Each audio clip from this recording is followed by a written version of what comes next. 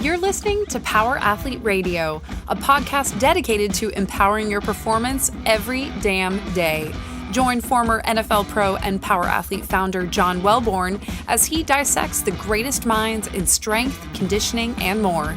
So whether your goal is to be the hammer, destroy mediocrity, or simply move the dirt, you've come to the right place. Now with the warm-up done, let the gains begin. Did you have a good time at the collective? Amazing.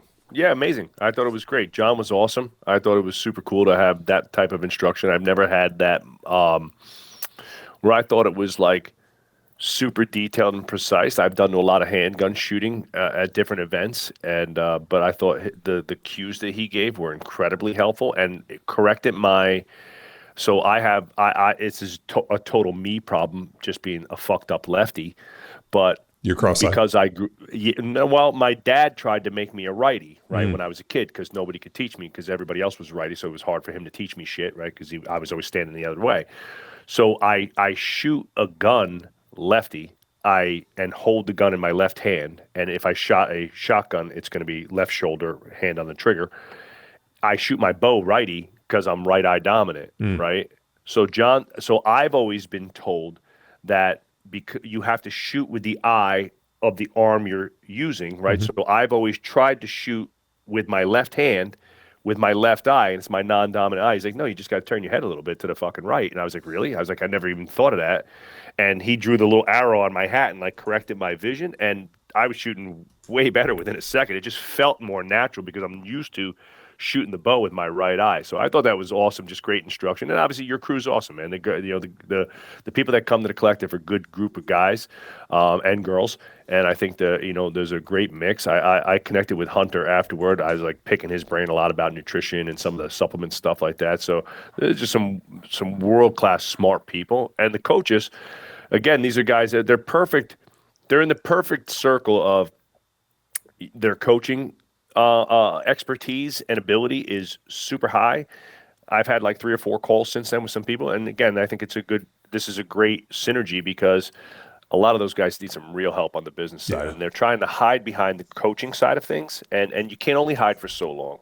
And I hate that it might come off being like money centric or being, typical Jersey, like all I give a shit about is money, but that's not the case. But at some point, if you want to make real money and you decide that you want to actually, make, and by real money, I mean several $100,000s a year, actually like, feed your family and pay for all your family's bills and your wife don't have to work money, you got to run a real business. And you can hide behind training until you're blue in the face. And at some point, you got to market, you got to sell, you got to learn how to manage a team. Sure. And there's other levers that you got to pull. And I see a lot of the guys doing exactly what I did, was like, I'm just going to go get another certification. And that's great. But at some point, I was like, man, I need to create like a business of strength. So you become like a BOS certified, business or something like that, where you got to go through like a module system of education.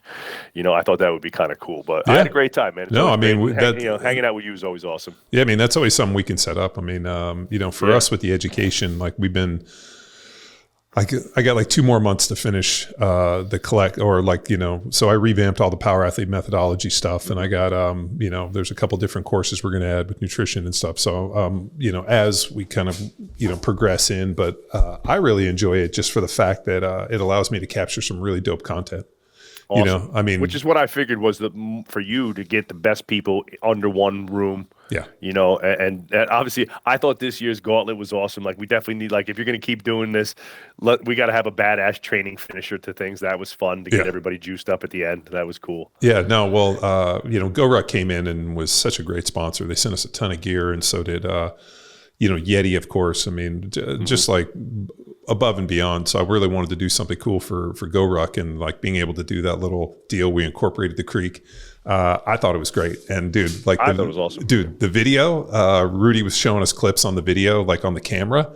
Like there's so much slow motion. It's awesome. You see people running and having a good time. So, I mean, the collective is really just our big event. I mean, we do, online calls, and, there's like, knowledge shares and base, but like, that's really our big one. And what's wild is, and this is something I can't figure out, is, we have 100 107, 115 coaches that are certified, but it's the same 30 or 40 people come to the collective every year. And I don't know how to like get the other people activated. And it's wild because, people will reach out and be like, hey, I don't feel like I'm using this, taking advantage of the Power Athlete, coaches collective, block one, this, like, how can I get more involved? And I'm like, you have to be involved. Like, we have a Discord, we have, monthly calls, we have these knowledge shares, we have all of this stuff and do all these different things. And you have to decide what your level of involvement is. And it's amazing how much people are like willing to kind of put a toe in, but not necessarily like invest in it. And I'm like, dude, it's 3 days a year and you get to come plug in. And on top of it, and I say this every year, the event that we put on, even if you had unlimited money, would be almost next to impossible to replicate. Like, I mean, the 1 year we had Kelly Starrett come. I mean, when are you going to get Kelly to come and teach a 2-day clinic? I mean, then we had Cal Dietz last year. And then this year, you have John McPhee show up and do a private shooting deal and then hang out with us. I mean, it's awesome. I think from my own perspective, just obviously sponsoring too, so that cost me a little bit more money than maybe it would have cost the people from the collective to come out, right? I don't know what you charge them for the event, right? I'm assuming a couple $100 or something like that. Yeah, it's cheap. It's super cheap. Right. So for me, sponsorship, whatever that was, plus my travel and time, let's say all in, I spend whatever, $3,000, $3,500 to come down for a long weekend and learn. You would probably pay $1,500 to $2,500 to go to a shooting event with John by itself. Sure. If I wanted to come down and train with you, like just like, let's say we didn't know each other personally, but like I shoot you a DM and say, hey John, can I come down to the HQ and train for the day and learn from you? It's going to be a couple grand for your time for the day. You know what I'm saying? So for me, it's a no-brainer. From the business side, I have an ancillary, opportunity to expand my brand. But even if I didn't, like I was going to shit like that a long way. I did like the Jim Jones Westside Barbell. I spent a month at Westside Barbell. I lived in my truck for 2 weeks. I slept in my truck every night, and you either want shit or you don't, and you're either willing to do it. So I think, again, like for you, some cross promotion, I know, again, personally, I could definitely bring some people to that event.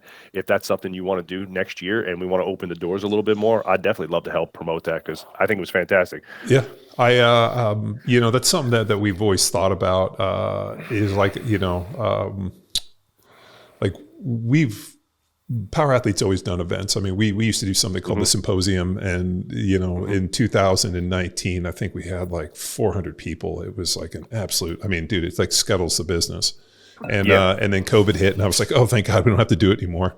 And then in 2021, we came back, and I was like, you know what, like let's just focus on the coaches. So I think what we're going to do, at least what we're in talks of in 2026, is I want to do some training camps, that are kind of program specific or education specific, or let's say business specific, or something, whether it be, a JITS weekend that involves strength and conditioning, so we could bring the guys with us. I mean, there's just like so many interesting things to do, and it just comes down to one. Whether or not people are excited to go do stuff in person. I felt like in the early days of CrossFit, 2009 through 2014, people were willing to leave their homes and go out and learn this stuff because like there was not as much access. And now I feel that like the internet and social media and YouTube and all this and, courses at home has made people extremely lazy.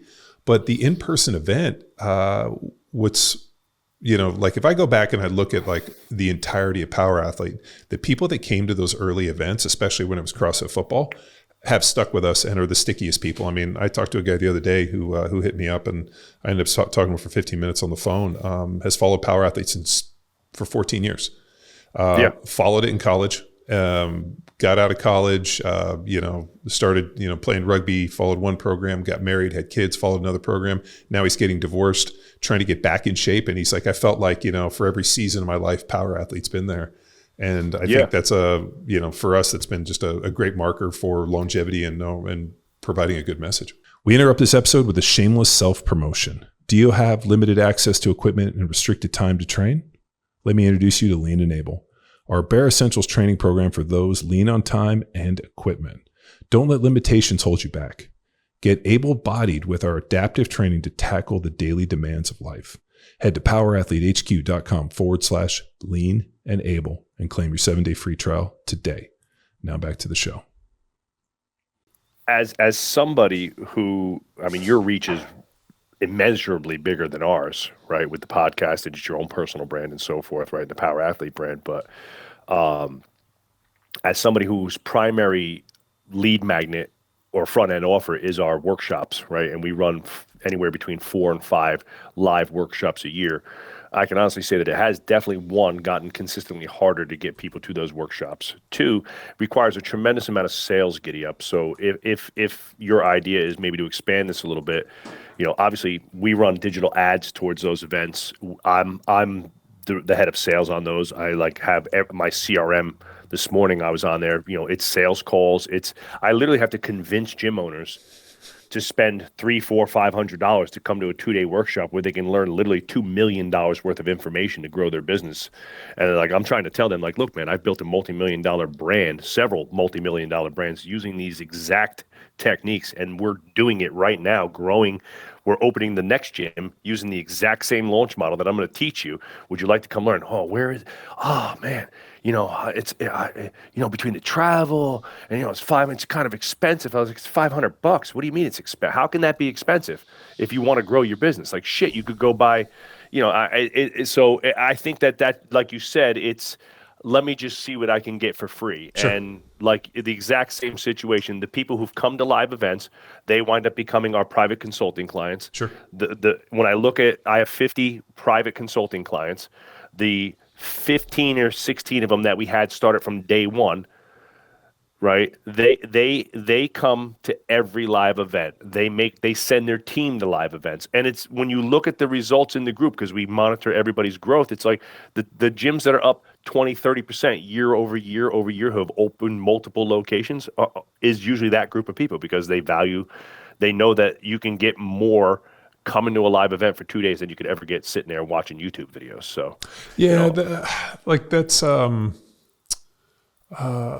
is it laziness, or is it just the fact that they're so ingrained in the business where they just can't, reach out and find a trusted expert? I mean, at every, a little bit of both. At every point in my life, I mean, I don't claim to be, the best at everything in any way, but like, if I have a problem or there's an issue, I mean, there's people around that are so much more talented than me. And I think the only, hold up is me just reaching out and asking for help. I mean, the amount of people that ask me for help, that I'm more than happy to do it. But yeah, I mean, we'll talk offline. I have a theory on 2026 where I feel that with, the rise of AI and all the other stuff, where everything's such like I guess you could say, let me see how I put this. It's almost so transactional is the only way I can think it, where everything's a transaction. It's a prompt, it's a transaction, that people are really losing the ability to interact and the sales, and, you meet a person, shake their hand and this. And I feel like coming to events like we just put on, are as good as we can hope to do. I mean, but yeah, I mean, I'm really stoked to have cool friends and I get to show them off. Yeah. I mean, that's always a neat part. That is the best part. And look, I mean, just to wrap this up is, I have followed you and Power Athlete since the CrossFit football days, right? It took an introduction from Zach to shake your hand and meet you personally. And then I'm not stupid. I understand that there's a business opportunity for both of us, but I also, when I look at what you're doing, I'm like, I've always fucking enjoyed what John does here, and I know that I can learn a shit ton from you. So it's like, let me put my money and my time where my mouth is, and what's more valuable than people's time and presence, right? So when I come to an event, I don't just stand on the sideline and try to hang out and sell my shit. It's like, let me just be one of the guys. Let me jump in and do all the work and shoot and hang out and throw myself on the fire and answer questions where I can be valuable. But it's also an opportunity to hang out with you. And I think you wind up, that doesn't happen watching YouTube. You're never going to be friends with John Wellborn watching the Power Athlete podcast on YouTube. Yeah. You know what I'm saying? You got to show up and do things. And it's nobody can, they might call and ask for help, but it's different. Maybe at this point where you know me, it's like, hey, if I call and ask for help, there's a different level of giddy up than somebody else that you've never met, never spent really $1. And it's like, oh, I'm a huge fan of the podcast. All right, that's super cool. Thank you so much. I really appreciate that. But there's another level of friendship when somebody actually shows up, spends money, time, and energy, and adds some value to the community, right? And that's life, right?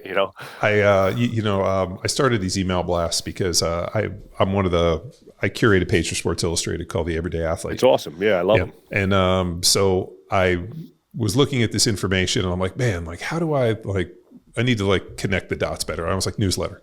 So I've been sending out these things called From the Mind of John Wellborn. I do it once or twice a week, and I send out, and it's basically the information I'm generating for Sports Illustrated. I just kind of pushed out to the Power Athlete community. I get emails in response from people. People will hit return, and I had a lady who was kind of snarky and kind of the one that I posted had to do with, fasted cardio with caffeine burns fat at a greater rate. And so she kind of hit me back and was like, this idea of fat oxidation versus fat mobilization is confusing, and kind of got into this thing. And so I responded. And then as she kind of responded back, it was kind of curt. And so I put her email in, and the lady was a complete ghost in the machine. Never purchased anything, never been to zero, nothing. So I responded to her and I was like, what program do you follow? And she's like, oh, and she responded with no, I've never spent $1 or done anything with you guys. I just consume your information. And then she ended it with don't hate the player, hate the game. And I responded back, and I was like, wow. I was like, the only people that use corny shit like that are boomers and my older brothers. So I know how old you are. And that's true. And I also said, there's a term for people like you. They're called lurkers. They're people that lurk on the outside. They consume information, but they never invest in you and your brand. And that's what this thing is kind of turned into. And I kind of classify people into two parts. And I'm sure you do too. I mean, there's lurkers. There's the people that are standing on the outside looking in, that are afraid to engage because either, they don't see the monetary value, they're too cheap, they don't have the courage, or they're just kind of shabby people that don't want to really go. I mean, you talked about, throwing yourself into the fire and showing up and being one of the guys. You don't realize that is something that is fleeting and very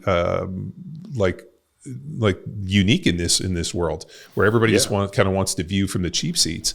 And then there's people that are invested, and the people that, if I Google you, or if I put your name into my email and it comes back and I look at this, dude, I'm happy to engage with people that are willing to engage, but people that are lurkers. So I actually did a Mind of John Wellborn again, where I actually talked about the difference between fat oxidation, fat mobilization, and referenced this lurker lady. And I hope to God she reads it and then gets back in. But it's we wound up having to send out a mass email to our entire email list. So we got a 20,000 person local email list for our gyms.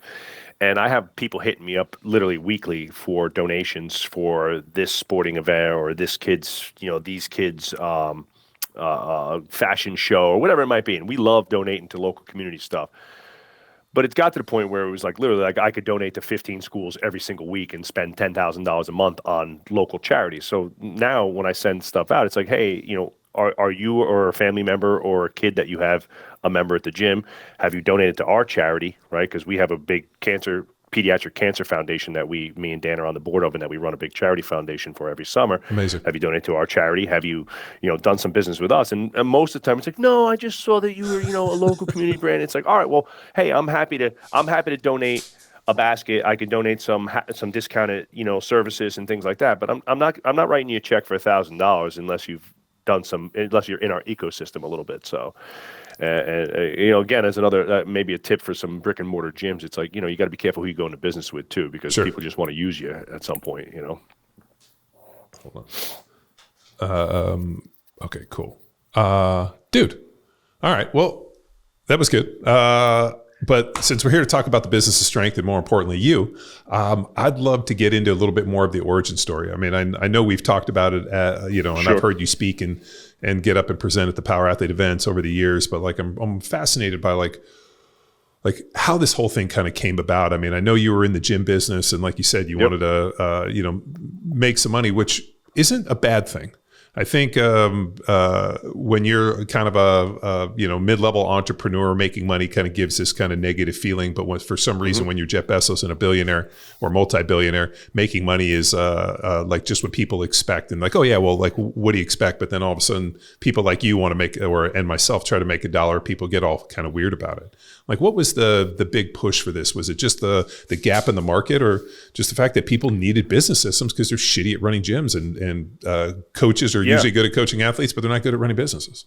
So obviously, kind of two separate intertwined circles, the gym business that we run. So just to make sure people understand that we are one of the few gym business B2B like coaching, concierge coaching workshop business for the business of strength that is actually still running multiple shops and growing in numbers and actively trying to open up more gyms. And so the passion came from the gym business. Obviously, I started off like a lot of coaches where I just want to be a great coach. And I went to all the prerequisite, mentorships and workshops back in the day. My first one ever was with Mark Verstegen, right, out at Athletes Performance, the original Athletes Performance. Then it was, I had a friend of mine who was telling me about this conjugate stuff and this like crazy old coot, Louis Simmons. I started reading Powerlifting USA and all those types of things. Now I'm 19, 20 years old at that point in time. I'm young.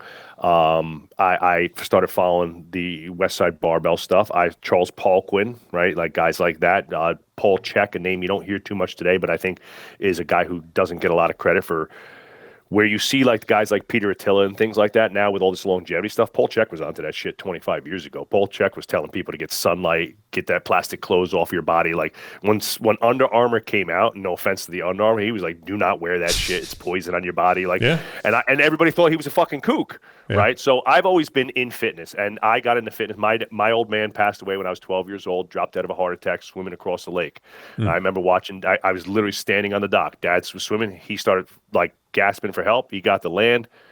2 months later, he was dead, right? Had one open heart surgery, shit like that. How old was he? He was 49, right? So he was young. He's the same age as me, which partially I have like a PTSD in the back of my head when I turned 49. I was literally like nervous going swimming in the lake this summer. Totally separate psychological issue. But how old? I was 12 years old. Oh, wow. 12. I got my mom, he went in for open heart surgery. He had multiple issues since then. He had a massive heart attack and then had to have surgery. He went in for open heart surgery, and my mom came to school to get me one day, and I knew as soon as she showed up, she was bawling her eyes out, so that was the end of that. And then a couple years later, I'm like 19 years old. Now I'm into fitness. I got into fitness for sports. I had a kid down the street who lifted weights. His brother was going in the military. He was 4 years. He was like 18. Frankie was 14. I was like 10 years old. I think Frank was like 4 years older than me. So I was like the little tag along. So if their older brother Larry was doing laps around the lake, I did a lap around the lake. If they were climbing a rope, I was climbing a rope, right? So that was my first taste of it. When I got to high school, I started playing football. And like most meatheads, we started training in the weight room, and I just loved it. And I loved the fact that I could work on myself, and there was nobody competing against me but myself, right? And that was really cool. And I thought I can control all the variables and so forth. And even though I was going to college, my degrees in molecular biology and human physiology, but I always knew in the back of my head that I was going to open up a gym. And I remember after my dad died, we struggled financially for years. Like we were always broke, and we almost lost our home a bunch of times for tax sale and stuff like that. And my mom was always crying her eyes out for being, piss broke and shit. And I remember like sitting on a rock down at the end of the lake where we lived and just like, fucking bawling my eyes out and saying like, I got to get the fuck out of this place. Like West Milford is a shithole. And it's not. It's a nice town. But it's like, but when you're a kid, it's like the perspective. It's out in the boonies in New Jersey. Like it's not Newark Airport. It's on the western end of New Jersey. So it's like farmland, right? And as a kid growing up, like there's nothing to do here. There's no money here. And I hating on it, right? And now it's the only place. Now I want to sell my primary home and move back to the lake house. But I remember sitting on a rock and like drawing a picture of like, it was called Worldwide Fitness and Apparel. And I'm like, I'm going to start a gym brand. I want to open up a business one day. And I always had that mindset of an entrepreneur. So I had, everything from landscaping and snow removal companies and things like that. Fast forward a bunch of years, I go to college. I was not a great athlete like you. So, I did not have the opportunities to play at like high level and stuff like that, although I probably should have taken some other opportunities at smaller schools. But I wound up, I wound up going away and then coming home and finishing my degree at a local state college here in New Jersey. And my mom had a heart attack when I was 19 years old, scared the living shit out of me. I thought I was going to be, fucking no parents at 19 years old. My mom was always overweight. And that really is what kind of I knew exactly after my mom had a heart attack, like there was no question. One day I'm going to help people in fitness, whether it's kids. I didn't have a lot of mentorship because my dad died. So it was like the original Varsity House was for athletes by athletes. And I loved coaching young kids from 7 all the way to pros. I had some really great kids. I learned from some great people. And I opened the first gym in 2006. And we thankfully, myself and Dan came in 09. Dan was a client in 06, became my partner in 09. We had a lot of college athletes in the football, power athletes, just like you. It was football, wrestling, track and field throwers, sprinters, right? We were using conjugate methodology. We got kids fucking jacked, strong, fast, quick, Nice. right? And people were like, dude, what's this garage gym dungeon that I see around the back of this warehouse blasting Anthrax and Tupac all day, right? And parents had place had no windows, smelled like a dirty dish rag all the time because it used to flood, and kids would walk out of there with their shirts off and look like fucking bodybuilders. And people were like, what is happening back here? Jesus Christ, right? And we used to tell parents back then, I was a little bit more brash and times were different. I'd be like, yo, you can't fucking come in. Like, no parents allowed signs on the outside, like, stay the fuck out, mom and dad, shit like that, right? And we were just like, it was like, you want to train with us, you pay, and I don't want to see you ever again. Like, you leave your kid here and, he'll come back a man, and I love it. And through that methodology, we met our other silent business partner. We have a business partner in the building and properties that we own, a guy named Peter Skay. Pete's a wonderful human being. He brought his kid in for golf. His kid was a great golfer, but had no physicality. We really helped his son Ryan a ton. And then through that, we started training Pete and his wife Leslie, who became like family to us. And they both had their amazing weight loss journeys, losing over 100 pounds. So Pete builds steel construction buildings like this, specifically data centers. But he said, look, if we could find a piece of property, I think we could build something for less than what it would cost to rent what you guys want. Because we were looking at that point, we had 5,000 square feet. We were looking for 10. And the rental was, 15, 20,000 a month for some shit like that. So he's like, I think we could build a building. So we found a piece of property. We bought the piece of property in 2013, and we constructed our HQ, which I'm in right now, from the ground up to be custom designed for what we were doing at that time. So, if you look at pictures of the gym, it basically looks like a collegiate strength and conditioning center. Turf in the middle, 6 power racks on one side, multiple like pods and barbell club on the other, and then we have an outdoor turf. So we have basically 75 yards of continuous turf with a big roll-up door that can open and close so we can get in and out, right? So nice. I have field turf on the outside, interior turf. I started going to Jim Jones, as I've talked to you before, right? So let's call it 2012. We've been doing West Side for a bunch of years.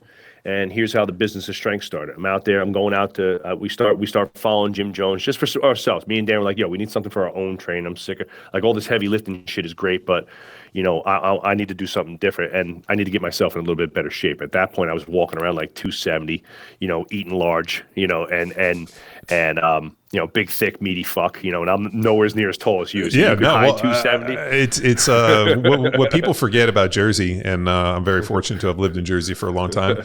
There is a legit sandwich shop just about at every jug handle, every turnabout, every corner, yeah. Every place. Like I remember, like it was like. I remember I lived in one spot and I moved to another, and I was like, man, I'm gonna have to go back to it. And then I just drove around. And I was like, oh, I found all new spots.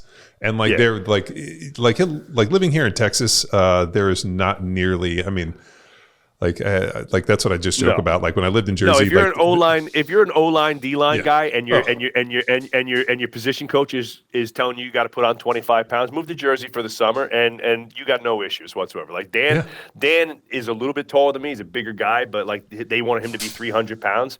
He hit 300 pounds by August 1st, like no problem. Right? It was like, I mean, you get a fucking pizza and 2 gabagool sandwiches every day. Yeah. Like it's not, So we go out to Jim Jones, and we had this brand new building in 2014. So we started following them in like 2012. 2014, we started going out to Utah a bunch, right, to do our certification, right? And it was 100% completely just for me and Dan. Like we wanted to bond with each other. We wanted to train hard and try something different because we had been doing all that conjugate stuff for years. And we go out there and, we were training NFL players a lot. We had a lot of Major League Baseball and hockey players too at that time. I was training like a dozen guys for the combine and their pro days pretty much every winter. And nobody gave a shit about that. Everybody was asking us questions about business. Like, how the fuck did you guys build that building? What are you doing to get clients? Blah, blah, blah, right? So we had this big, brand new, beautiful space. And so Dan and I were like, as we get to talking to people, we realize that, these guys have, 1 million certifications, tons of education in the training realm, and they know nothing about business, right?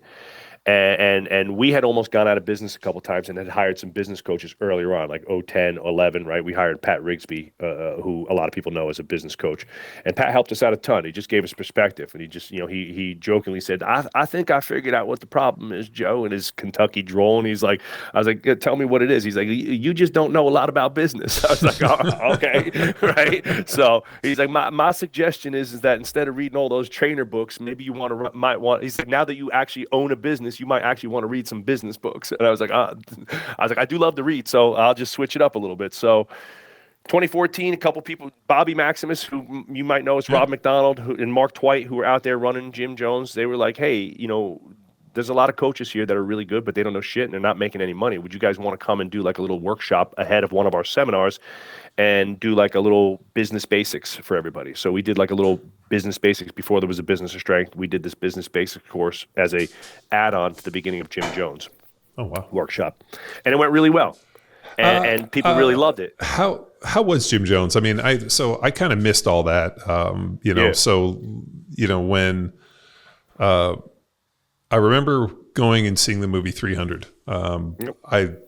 You're going to laugh at this, but my older brother is kind of a fucking douchebag sometimes. And he talks shit to me. He does insurance. And he was talking about like his insurance business and all this. I'm like, that sounds pretty easy. He's like, you couldn't do it. So I signed up for a class and ended up taking the class and getting my insurance license and opened my own insurance brokerage one off season just to kind of spite my brother. So I ended up coming in and working with these mortgage broker guys that were basically refining people's homes here in the U.S. and then basically taking that money and then helping them purchase vacation homes in Mexico. And so I met these guys, came in, and I was their insurance broker and was helping them do construction insurance and basically put all these insurance products together and did this one off season, which was ridiculous. I should have been training and not doing this.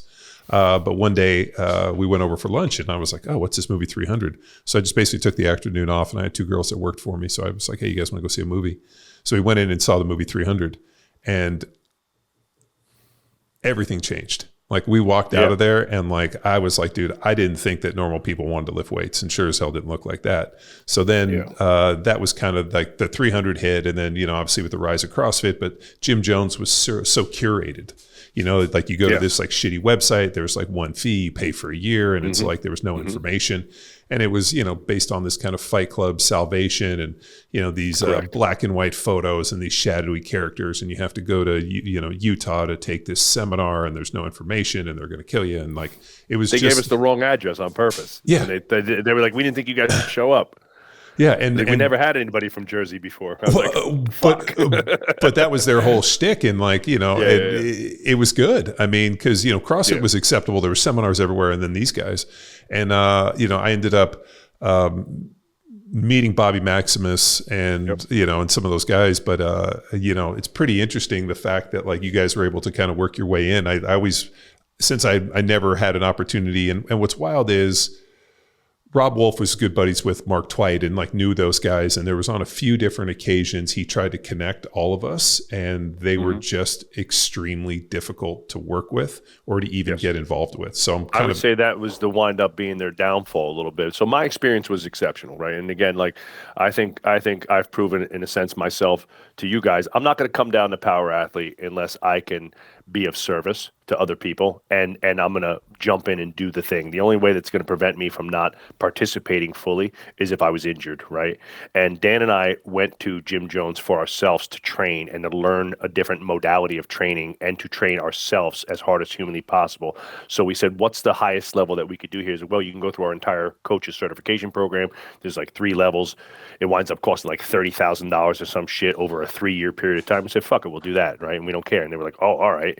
And look, we were 2 big meathead gavones from Jersey, right? Dan walks around now at 270 and I walk around at 235, right? And I'm close to 40 and Dan's 30 at that point because he's 10 years younger than me. And we crushed every standard. I never missed a they had that was the only certification where if they gave you a list of standards that you had to hit before you showed up at each level of certification, and it was the very first thing they did. It's like, okay, here's the standards that you had to hit. Get on the fucking rower, Joe, and show me, right? And that was it. And like, no warm up, no nothing. Do your 2K row in under 7 minutes right now. And it's like, you either do it or you go the fuck home. And I watched Bob send people the fuck home. Like, hey, man, you didn't make the standard. You knew what you had to do. Come back next year. Wow. And that was it. Guy just spent $2,500 on a cert. Go home. See you next year. And I mean, as cut and dry, I mean, I watched it happen. I watched Mark throw people out of the gym. You were not prepared to be here. You did not take this seriously. This is not your go online and buy certification. Please go home, come back next year and actually do the fucking work, or don't come back ever again. And that was it. And I was like, oh shit. So like people were literally like melting before they even started, right? Because they were like, if they knew they weren't on the cusp. So like what Dan was the and standard? I, even though we were big meatheads, like they had a whole bunch of them, but like, double body weight squat, double body weight deadlift. They had a couple of their own proprietary standards. 2K row for time under 7 minutes for men, under 8 minutes for female. Which if you have never done a 2K row for under 7 minutes, no, that's legit. Your side, your lungs and your heart is in your mouth. You're like, yeah. I got a picture that I post every now. My eyes look like the scene from Total Recall where Arnold's dying on the surface of Mars. Yeah, and his eyes are going to come out of his head. I mean, 2K that's a 145 500 split that you got to be able to keep. 100%. Yeah, that's full blown for 7 minutes straight, right? You got to have some gas tank, right? So Dan and I trained incredibly hard to hit those standards because we wanted to prove ourselves not only to ourselves but to the community. And I think we earned our stripes like anything else. If you come and show up and do the work, people start to respect you a little bit more. So they opened the door to some things. Bob also liked the fact that Dan and I were not the typical skinny ass like CrossFit people. We were actually strong. At that time, I was, squatting well over 5, deadlifting over 5. I was benching 315 for a dozen reps and shit. So it's like, all right, this guy's got some horsepower and, can go too. So they really liked that about us. And I think like, we were always the only guys from Jersey. So we're the only ones that sounded like we do. And like, made food references constantly. And like, we would complain about the food. We're like, where the fuck is the sandwich shop around here? Because there's no good food out there either. Yeah, there's great food in Salt Lake City, but no good sandwiches and no good pizza. Yeah. And so when we got home, basically what happened was we were like, yo, man, let's run a 2-day workshop at our gym and just invite some of our friends. So we was like invite only. We had like 25 people come to the first workshop, and we just basically peeled back the curtain and we paraded people around the gym for 2 days and showed them a bunch of different systems and processes that we were using here in the gym. It went exceptionally well. We started running 2-day workshops for about 2 years or so, and that's all we did. And then in 2017, we actually created the consulting company, and that was when we started doing one-on-one consulting. And somebody who owns a gym could then hire us to do a deep dive breakdown on their gym and join like what we would call kind of a mastermind group. So how the products in a sense in the Business of Strength work is we have our podcast, which is our like primary outlet in marketing, kind of similar to Power Athlete, where we put in all of our tips, tools, and tricks out there for the world to just use on their own. We have a 2-day workshop where we have a 1 and 2-day workshops where people can come to and learn those tips, tricks, and tools in person and get blueprints and kind of, workshop items to do them. And we'll workshop them. We'll do live sales training. We've done marketing. We create marketing at those events. We did a great one last year with Weight Room Wealth. We brought in a bunch of financial experts, accountants, and stuff like that to show people how to manage the money in their gym business. And then we have the one-on-one boutique consulting. So a gym owner hires us. We do basically a full day deep dive into their business, into every aspect of the business. We create an action plan, and then we hold them accountable for, with live calls just like this. Our group is not online learning based. It's you're going to get on a phone call with me, Dan, our other coach, Adam, who's our other partner. And we just hired another coach, Tony Smith, who's got 3 gyms up in Windsor. He's a great friend of ours. He's one of the first guys to jump in. He's a 10-year SWAT team captain and leader. And he does exceptional work in the realm of like leadership and culture building. So we just hired him as a coach for the Business of Strength. Nice. So you get on live calls. And again, if you're a gym owner, John, and I say, hey, John, like your marketing fucking sucks. We got to get a brand script together. We got to get a yearly calendar together. We got to have some initiatives based in place. You got to get that done by next week. And we get on a call next week. John, where's the fucking brand script? I didn't see it in my document folder. He's like, oh, well, I didn't get it done. He's like, dude, you got to get this shit done. So it's small group personal training for your gym business. Sure. Is really what it is, Well, so that's it. And that's how it started. Really organic, a bunch of friends. and and me and Dan liking to feed people and party a little bit. As we like to drink some beers and have some good food and hang out. And so we were like, all right, hey, this is kind of cool. We can get paid a couple dollars and invite our friends to the gym and have an excuse to party. And that was it. What are some of like the early, like the bigger mistakes that you see? I mean, I ran a gym, or I owned a gym, and I realized pretty early on that I wanted to own, or I wanted a gym because I wanted a place for me to train with my own equipment. So I mistakenly opened a big gym thinking that, everybody wants this. And then I pretty much figured out early on that I didn't really want to train people. I wanted to educate coaches, and I liked working with professional athletes, but like the everyday people, I mean, they're the ones that keep the lights on. Like those are really your bread and butter, but they also take a lot of hand holding. And there was just a lot of like, levers to be pulled. And like I said, I just wanted a place to lift weights. And so I had our big gym, which I ended up selling off to a trainer and being like, here, run this. And I went and opened Power Athlete, which was like a little like 1,800 square foot warehouse. And I basically built it out, and it was our studio and where I trained, and I had all my equipment. And I remembered the day that I went to go look at it and opened it. That morning I came in, and somebody had I have like a nice comp bench. Somebody had like pulled it out and like smashed it down so the pins were stuck, and then had taken the balls off. So I couldn't get the obviously like it was adjustable. Like they'd found a way to like fuck up like a comp bench, bench 1,000 pounds on that thing if you want to. And so I like came in and I was like, what the fuck? So I had to like kick it and basically find it somewhere. I found the balls. Like I ended up putting it together, and then I went over to the monolift. And at the time we were doing a lot of compensatory acceleration, and we were testing a lot of bands and chains, and just, had Tendo set up. And I had painstakingly added band tension to the legs of the monolift. And like, we had this like sheet, like here's all the different ones, and we had weighed everything, and we knew. And I came in and somebody had removed all the bands off the mono. And so I like went to the trainer. I was like, dude, what the fuck happened to all the bands? He's like, oh, I told everybody to grab some jump stretch bands so we could stretch out. And those bands were closest. So I told them just to get them off there. I mean, I didn't know what they were doing there anyway. Yeah. And I was I was like, dude, that took me like you made a bunch in listening to you made a bunch of classic mistakes. I did 100%. And I realized at that moment, I was like, I went over and rented this. And you're a sharp business guy. So and you're highly educated. So if a guy who's got inherent entrepreneurial skills and is highly educated can make those mistakes, imagine when you have your regular local trainer who maybe isn't as highly educated and doesn't have the natural entrepreneur, but is passionate about fitness or helping other people, and then opens up a business before they have any of those skills, where they're going to wind up, right? Because I think you have the wherewithal. You always have had the mastermind principle mindset where I love acquiring skills, and there's other people here who have infinitely more knowledge in areas of certain skills that I want to acquire. So let me just go ask for help, right?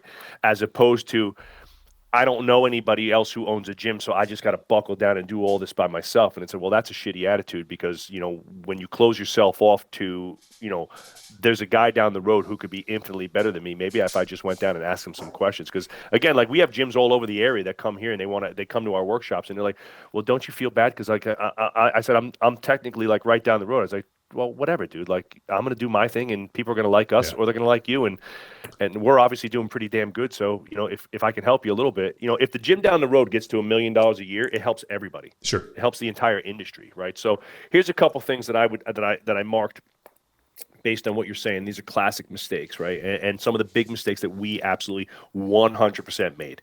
And the first one is that we decided we were running a training business and not a professional business, right? That we were looking at one aspect of the business as a training. I'm going to be the best trainer. I'm going to get great equipment. I'm going to train my ass off, and I'm going to focus all my attention on the product and skills that I have revolved around the X's and O's of training. And that is absolutely awesome. It's great. It's a huge leg up when you are actually really good at what you do.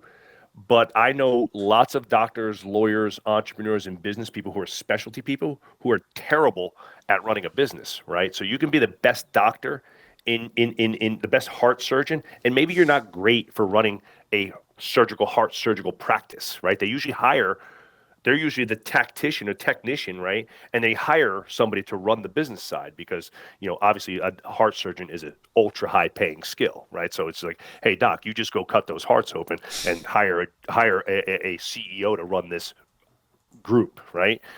So most trainers are running training businesses. They're not running professional businesses that are looking at the other 5 key seats in all businesses, right? Leadership and management, marketing, sales, operations, product development, and finance, right? So they're looking at it specifically from the standpoint of product development. Like, I'm gonna have the best product, be the best coach, and churn out an awesome product. And maybe you're doing that, but your marketing is fucking atrocious. Your money model's atrocious. Your sales model's atrocious, and you don't know how to manage people well. That business is probably not going to go that far, right? So managing people is a skill that that's taken me 30 fucking years to figure out how to manage humans, and all of a sudden humans have changed drastically in the last 5 years, and I've had to figure out a lot of new shit that I didn't know. So that's a big one. Second one, and this is the Pat Rigsby conversation that I had. Me and Dan almost went out of business, 09, 010. Dan became my partner in 09. 09, summer of 09, we're packed.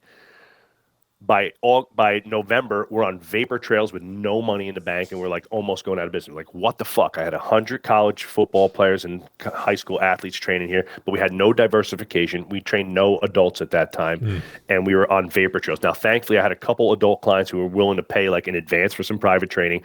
And as you know, in like middle school and high school, sports start ending around the middle of November. By December, kids start trickling back in, and we barely made it over the hump. We get busier next year. Same thing though.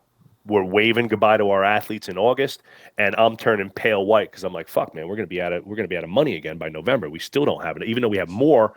We hired another coach. Our payroll's gone up. We're in the exact same spot. So I went out to a sales workshop at Pat, and me and Dan were like deer in the headlights. There were people talking about front end offers, CAC, ROAS, right, which is a return on your investment for digital ad spend and shit like that. And we were like, what the fuck are they talking about? This guy speaking Chinese. I don't know nothing. It's like, and we're just like, I know fucking bench press, bitch, right? You don't know shit.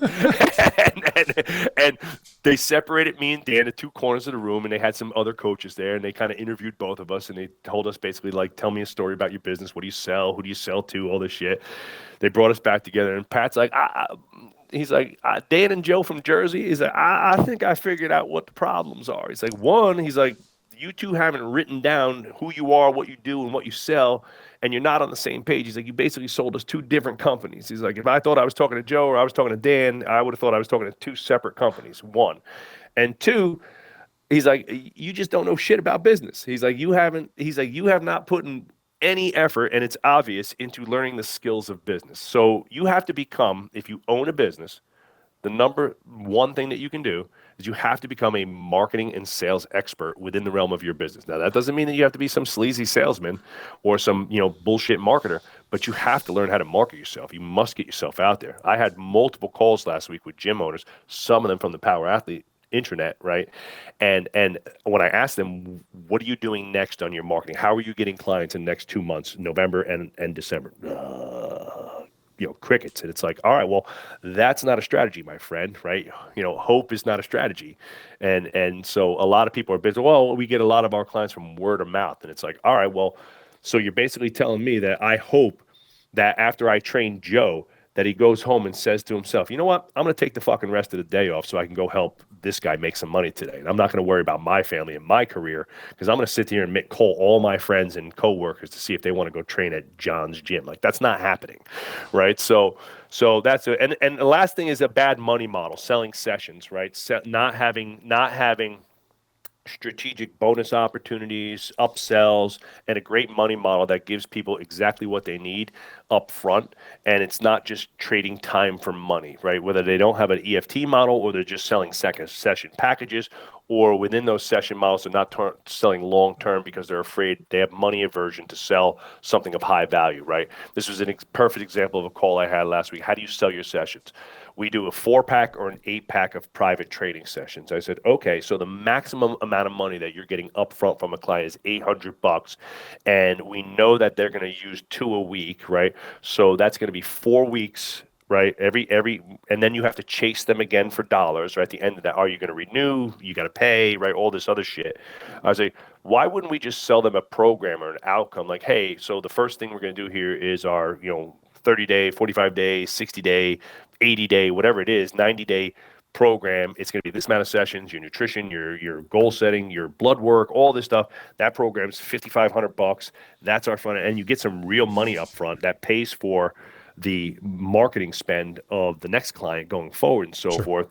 The money models, most trainers are still stuck in the commodity phase of selling time for money and or their lowest price membership. Like, how can I get people? I'm afraid to sell something that costs $5,000, so I'll sell them a $200 a month membership. And it's like, all right, great. I just get X amount of people on that membership. So as I've gotten better at the business, we've gotten more gravitas, and I've gotten better at selling and marketing. We sell higher priced products, right? And we sell them better. So now it's like, hey, if somebody comes in, it could be several $1,000s up front, and then our average price per client is in the $400 to $600 a month range. No more are we selling those low price. I don't want to compete with anybody in the community, right? If the CrossFit gym down the street is selling class-based services for $250, well, then I shouldn't even be close to their prices. Yeah. So for custom personal training, right? So those are the three things that I see most people is just like, again, this, running a training business, not really mastering sales and marketing, and then having a bad money model where they're not getting enough upfront and not selling people a solution. They're just selling the commodity of training. And most people don't give a shit about nobody's ever come in here and be like, are these Sorinex racks? What type of racks are we trading on? Like, so exactly what type of periodization model am I going to be doing today? Like, nobody gives a fuck about that. They just like, am I going to lose weight? What is it going to take me to get my fat ass back in shape? I'm 50 pounds overweight. I'm 50 years old. I haven't seen the inside of a gym in 15 years. What the fuck do I got to do? Yeah. Sell that to them, whatever that is. Yeah. No, I mean, it's I think everybody gets into the gym business for, like, let's say altruistic reasons. Like, I love to train. I have this passion for it. I want to share this with other people. And they usually, maybe they go and they work as a trainer, and then they decide, hey, I want to open my own place, because they kind of do the math. And you're like, well, if I have X amount of clients and you do this, and CrossFit made the micro gym extremely attractive and very easy to open. I mean, hey, for a few bucks, you can use our name, and piggyback off of our marketing, and you get to run this class model.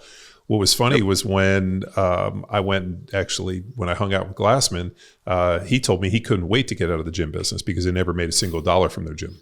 He's like, and what's amazing is that they sold that to tens of thousands of people who opened gyms based off of this same group training model, and ended up never really making a dollar. And you end up just becoming a slave to it and not realizing that, people can get a pretty good experience, working in kind of a group kind of model. But, you're running 20 or 30 people in a class. You got to have a massive facility. There's massive overhead, and the money is just not very good. I mean, all the money we made when I ran the gym was off of personal training. The classes were kind of an opportunity for the trainers to go in, and the goal was to, like, hey, put people into these kind of big group training models, and then I want you to kind of parcel these people out and convert them into personal training. And I realized early on that most of the coaches were just shitty salespeople. They didn't understand how to go in and, create a relationship and then be like, hey man, you're getting some great results, but if we did this personal training, and then it felt like a broken model. Whereas I feel that if we had gone into it kind of differently and been like, hey, personal training, groups of 3 to 4, and just kind of base it around that, it would have been a much more successful model. And you could have had a much smaller, kind of more boutique, high-end experience, and a kind of a smaller, you didn't need nearly the size of the footprint to be able to run 30 or 50 people. And for the most part, the people that get into the gym business are usually terrible business people, which is, like universal in that, and I remember in the early CrossFit days, Rob and Nikki were talking a lot about, business systems and how to automate. And I mean, I remember going into looking at gyms and talking to people, and they were still, manually doing their credit cards, and they had things on a notebook, and they would forget to bill people. And then this, I mean, it was just an absolute disaster. So most gym owners don't have a CRM, right, which is like a customer retention and management system, right? So like we use something called Go High Level. The company we use is called Ignite Entrepreneurs. They're awesome, great group of guys out of Long Island, gym owners, multiple business owners, right? They've done an exceptional work with us. And I asked gym owners, like, what happens when somebody, like, emails you or clicks on an ad or comes to the gym, he's like, oh, well, we just put him, we write it down on a piece of paper, or we have it keep it in an Excel spreadsheet. Sure. I was like, well, how often do you follow up with them? I was like, well, after we followed up with them once or twice, we probably forget about it. And I'm like, all right, well, that's not a great strategy, right? Because I mean, does most people don't go out and buy like a brand new car on the very first car they see, right? You have to usually get a test drive. You can do some things. Like people need multiple points of input before they make a move. So I think like you look at like, so we've gone the realm of like, we have this big gym. So this gym here is 20,000 square feet, right? Takes a lot of giddy up, right? Oh, yeah. And if we didn't own the building and property and we didn't have the deal we have with that, it probably wouldn't be worth it in the way it was. So we would have downsized this to 10,000 square feet. And at that point, we'd be able to make the money model work better, right? Sure. We also use it as a showcase for the business strength and things like that. So we're running multiple businesses, and it's our developmental hub. So we do all our internships here. So we spin off new employees here, like, clockwork every semester, stuff like that. So there's a lot of ancillary things that allows us to utilize this space a little bit better. We also rent out the space to a couple soccer clubs and things like that on the weekends too, when the gym's not being utilized, to make some extra fundage, right, and some extra money. But where we're expanding is the micro gym model, in that 1,500 square foot range, custom personal training, small group, semi-private, up to about 8 people max per coach, and with an average price point of around $400 a month, right? So if you figure you have a small gym, the reason for that is that we can keep the overhead a little bit lower. And like here, if you're getting like a storefront in a really nice area, it's going to be about $5,000 a month, right? In a decent building in a nice area, you might be spending about $5,000 a month for rent, right? You're going to have a facility leader, and you're going to have 2 employees that are full time. But if I have 150 members, right, paying $400 a month, which is the average, I got a $720,000 a year business, right?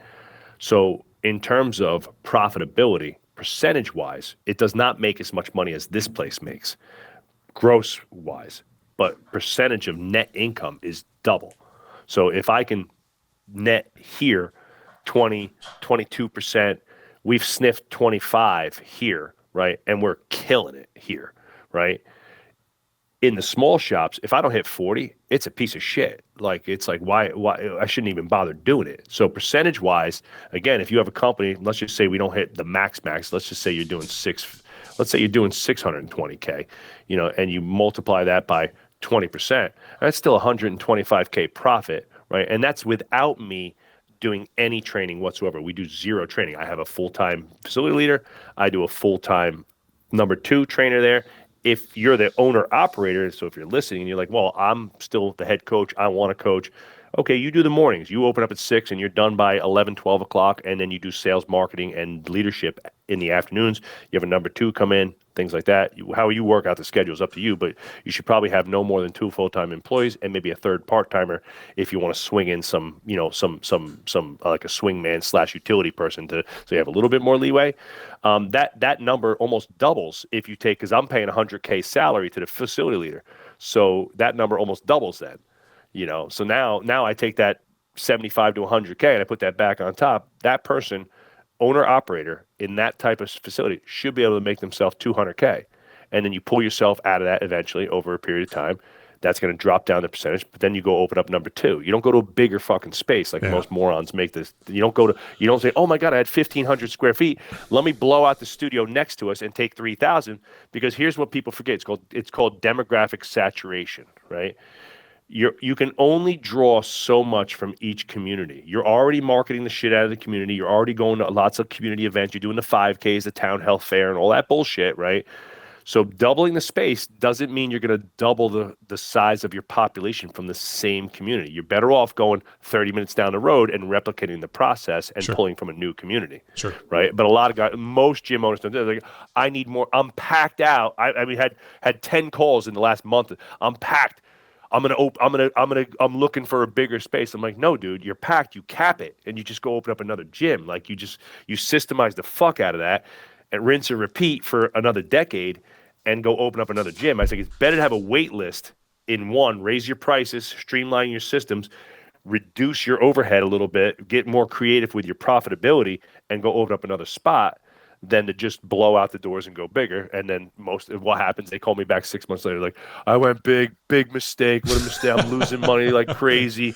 Dude. I was like, I fucking told you, bro. And I told you not to go out and buy, you filled it. Then you opened up another 3,000 square feet and you went out and bought every fucking toy you could think for. And and again, it's no offense to the Soren Nexus and the Elite FTXs of the world. They're beautiful, but like, maybe you don't need all that shit right away. It's, yeah, I mean, yeah. I remember when we sold the gym, I went back, I think I sold it and went back like 4 or 5 years later. And Ben, who had purchased it from me, had purchased no new equipment. It was, I walked in and I was like, oh my God, you haven't done anything. Like he just rinsed and repeated it. Yeah. And I think he ended up getting into a weird deal in that, they're just, I think the CrossFit name was so powerful. And it was early on to get people in the doors, but at some point, there was a deterioration, and you had to start marketing. You had to put systems together, and you actually had to run a real business. Yeah. And I think the people that didn't ended up just shutting the doors and realizing I'll go do something else, because as you know, entrepreneurship is not for the weak. No. There's good months and there's lean months. My wife. Oh yeah, ask my wife.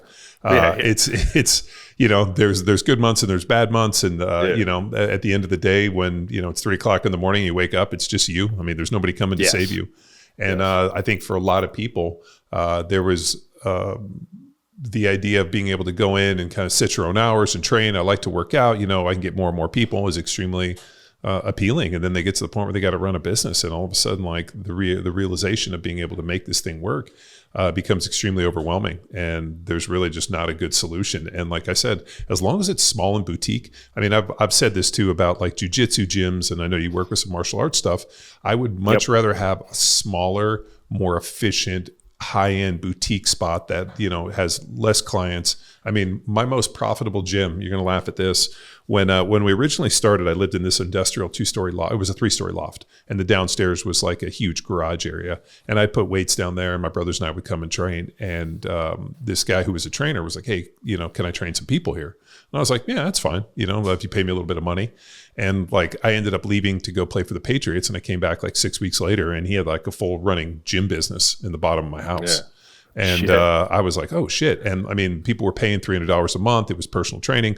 We ended up stacking cash. And then the problem was my neighbor, who was stay at home kind of douchebag. His wife was super successful. He just kind of putzed around. He didn't like seeing people coming in and out of the place the whole time. So he ended up complaining to the city that, hey, they're running an unlicensed business, even though we had a business permit. But we didn't have, for a gym, I guess you need CUPs, which is conditional use permit. So then he complained. I had to go to the city and went through this whole fucking thing to get it done. And the guy was a neighbor, and I'm like, hey dude, he's like, well, I don't want to see people coming in and out of your place at 6 a.m. I'm like, what are you doing watching my house at 6 a.m? And then I realized the guy had no life and had nothing to do. He just was looking to be mad about everything. It's he was one of those Karens out there just bitching at shit. Yeah, he was 5'4", and I think he didn't like the fact that big jack dudes were going, and he was just such a douchebag. Yeah. His name was John. I can't remember his last name, but I'll definitely put him on blast if I can remember his last name. So I was like, you know what? We had all these clients, and I was like, well, shit, let's go up the street and rent a place. And that's when we opened the gym. And the problem is that we ended up opening up in a bigger location. It was 4,200 square feet, but I never really made a profit again. And I always wish that 1,500 square, personal training, maybe, 2 or 3 people at a time, being able to book their time schedule in a higher end location, because it was down on the peninsula. So it was great. I had clients, you're going to laugh at this. I had people, we moved a mile up the road. I had people that are like, yeah, it's, your gym was actually right near my work and between my house and my work. And so it was super convenient, and you had a shower. I don't want to have to drive a mile this way. So I'm just not going to come to the gym anymore. So I lost 40% of my clients just didn't want to travel a mile up the road. 3 minutes up the road. Yeah. It was crazy. And they were like, well, we kind of like the boutique. We like the smaller, we like and it was I've never missed the mark so hard in my life. And I was like, shit, I totally fucked up. And then we were there a year, and it was pretty funny because we had an outdoor garage, or a big parking lot area. And so we used to push prowlers. And the guy who was our neighbor had an import-export business of German I don't know, knickknacks and shit. And his employees used to sit outside and smoke cigarettes, and while the people were pushing the prowlers. And I think somebody said to one of the people, like, "Hey, can you put out your fucking cigarettes while we're out here working out?" And then the guy went in and complained, and then that guy complained, and then we had to go meet the landlord, and like it was just like a calamity of errors of like dealing with like neighbors and this, because like everybody wants to go to a gym, but nobody really wants a gym. And if you want to run the gym in kind of the situation in which we're doing, which is kind of light industrial, which is a warehouse, kind of open space, it needs to be in a certain area that's zoned for it. And it's just like, there's no good situation for it. So I was wondering like when you, like if somebody came to you and said, "Hey, I want to open a gym," and they did the right thing, which is hiring you before they open the gym, not only to intern them, coach them, and to like help them put the systems in place. Because the problem, everybody opens a gym, they get into a lease, and all of a sudden they think, "Oh, fuck, I don't know how to run a business. Let me reach out to Joe." If somebody did the smart thing, which is to do it ahead of time, how would you kind of couch that? Like, how would you kind of mentor them to find the right location, how to kind of go about it, how to find like the right equipment and budgeting? I mean, there's probably a million different pieces for this, but I feel there's a million pieces. But I mean, to give you the cliff notes, kind of like a blueprint, we do have this launch budget, and we have a lot of people. I'm literally writing an email. Right now we have 10 people in our mastermind under the age of 30 who have, you know, on the verge of $1 million gyms and who will be multimillionaires by their 30th birthday. These are some sharp young business people who came in 22, 23, 24 years old and said, "Hey man, I'm opening up a gym and I don't want to fuck this up," right? I got my, you know, whether they had some help from their family or they had a couple bucks or whatever, but they're like, "I got an opportunity to open up a gym and I don't want to screw it up." So the blueprint is location, location, location. We've all heard that before. So you want to make sure that you're in a great location. And now we know that whether you want to train athletes or not, you have to be in a location where there's families, right? So some locations, there's not a lot of families. So we look for affluent suburban towns. That's our mantra, right? You want to have a great affluent suburban town, preferably in a town center or area where people are already coming to, so there's a decent amount of traffic, right? So if gym owner, you know, Joe Schmo gym owner wanted to open up, I'm like, hey, let's find the best town center place that we could be in, and the space that you need is probably a lot less than you think it is, right? You need, like I said, you need 1,500 to 2,500 square feet max to run an awesome, highly profitable gym, right? And that includes training athletes too. I think, again, a lot of people think they need this giant turf like we have. They see our gym and they're like, "I'd love to do this." Well, this cost me $2.5 million in 2013. So today it's probably 5 or 6, right? So don't do this, right? Don't mortgage your life for this, right? Because it's probably not even possible, right? So that's one. Two is get the right money model down pat, right? Like, how are you going to sell these services? What does the price sheet look like? What are we selling? And is it extremely profitable? Do we have price anchors? Do we have upsells? Do we have ancillary services that we're tacking on? Are we selling, like we talked earlier, are we selling the result of a program, or are we just commoditizing sessions and time, right? In the personal training business, we want to sell the results. We want to sell a program, okay? We don't want to sell commoditization, right? Our whole business is based on hiring expertise, world-class coaching. I'm gonna be your guide, hold your hand, show you exactly what to do. Let's sell that, right? So get out of the mindset of selling sessions for time. I sell a 10-pack, I sell an 8-pack, whatever. That shit sucks. And people with money don't want that, right? Like, so you're leaving shit tons of money. Like, I think Dan Kennedy said it, like, the worst thing. The only thing worse than selling $1,000 product to someone with $100 budget is selling somebody $100 product with $1,000 budget. Sure. Right? Because you lost $900 on the ladder, right? And so, you know, if you sell the $1,000 product to a $100 budget person, you only lose 100. On the other one, you lose 900, right? There's a lot of people out there, especially in these affluent communities, where if like you just tell them what to do and hey, this thing's going to cost X, they're going to buy it. And then lastly, when it comes to equipment, man, like if you look at our studios, now this gym, we have a lot of equipment, and we are about to do a big re-outfit of this gym for the first time since we bought most of the equipment 12 years ago before we moved here. So it's not like when we bought Power Racks, It's been the same Power Recs forever. We're not switching those out every couple of years like dipshits, right? This isn't Alabama, and we're not using some alumni's money, right? So this costs me money out of my pocket. So if I got to spend $100,000 on equipment, it directly comes out of Joe and Dan's kids' college funds, right? So the reality here when it comes to equipment, it's if you're doing personal training, it's how can I train the right number of people with the maximum space and flow. So we call it potting out your gym. And in our studios, we have 3 custom power racks that we get designed for us that are a little bit smaller footprint that allow us to have all the attachments and cool factor of having our look and our style.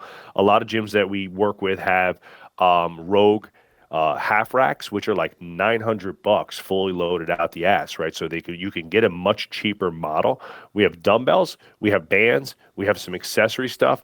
We don't have belt squats, reverse hypers, and things like that because the majority of adults, although me and you, John, might train at a level where those things are super valuable to us, the average 35 to 65-year-old busy mom and dad who have a million other things to worry about, they need the real basics first, and they need it to be fun and effective. So from an equipment side, we try to keep our entire startup budget, top to bottom, including $30,000 in launch marketing, to about $150K, and that includes upfront payroll, lease acquisition, and like security and equipment to about $150K, all in top to bottom.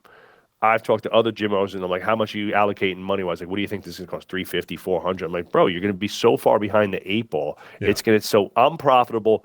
To give you an example, in our last studio that we opened up, with our launch marketing, spending $30,000 on launch marketing, right? We did basically $10,000 a month for 3 months leading up to the launch, a month before, a month during, and a month after the grand opening, right? And we opened the doors after our launch marketing with about 96 clients, right, out of 150 max, okay? We've been profitable every single month. Our investment, now we're going on 2 years in April, our investment plus profit will be 100% paid off by April, and we'll be clean sailing for the next decade in that shop, profiting about, $200K a year that I split between my partners and so forth. But again, I'm there twice a month. I go to 2 advisory meetings a month in that shop, and I hang out there once in a blue moon. I run down and get a coffee because it's on my way to some of the shit that I do with my kids, right? Mm-hmm.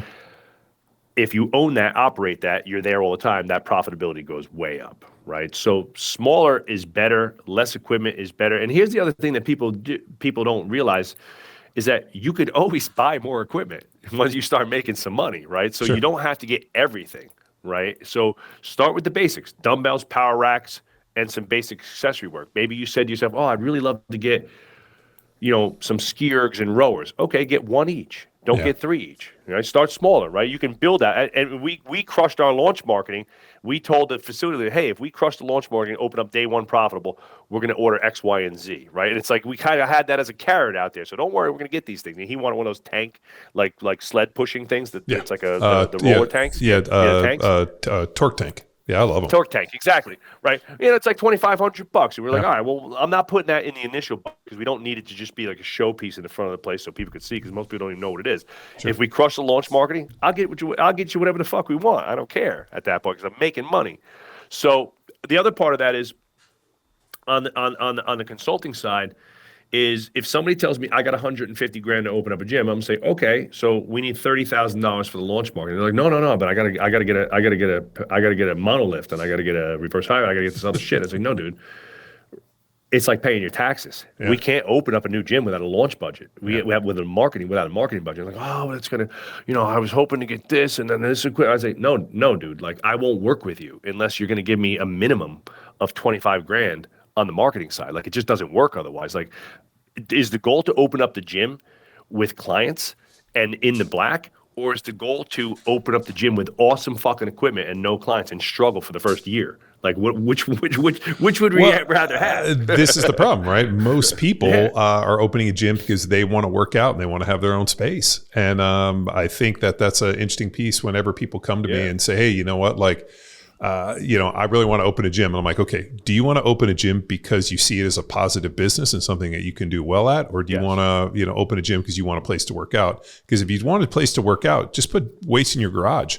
I mean, I remember at one point I was so just disenfranchised and pissed off with our gym and like basically my employees and everything that I stopped and I joined there was a bodybuilder gym on my drive home. It was called Metrics. It was kind of an old famous place. I mean, they did a lot of bodybuilding kind of shoots, and it was where they kind of do you remember the original Metrics meal replacements? Yeah, of course. Yeah. This was their like home gym. So it's kind of a bodybuilder gym. It was between my house and where, CrossFit Balboa, my gym was. So I just stopped in there and joined. And I would literally like leave the house. I would go there and train, and then I would go to my place and do everything. And people are like, how come you're not training here anymore? I'm like, because one, I'm pissed off with it. And I realized that I just didn't want to go there anymore. And I think you created kind of a negative experience just because you come in and you mentor these people, you push on them, hey, this is the model in this. And I used to laugh that we had these kind of what I call death gurgles. And so one of our things with our trainers, I'd be like, hey, I'm going to, obviously I'll pay you a little bit of money to run the classes, but the goal is not to have you run classes. Your goal is to become personal trainers. So we have this huge pool of 150 people. I need you to go make relationships and pull these people out. And like they would come in and I'd be like, hey, did you got any personals, anything? Oh, I need business cards. And so when somebody told me they needed business cards, I knew was like, oh, okay, I'll get you business cards. And then I would go get them business cards and I'd be like, okay, I'm going to keep these on my desk. I want you to come take them and I want you to give them out everywhere. And like they wouldn't give out the business cards. And I realized all they wanted to do was show up, and I can't figure out for the life of me. They wanted to coach classes for $20. And I'm like, dude, this is crazy. You guys are personal trainers. Like there was this massive kind of disconnect. And I think that happens a lot with gyms, well, let's call it money aversion. You know what I mean?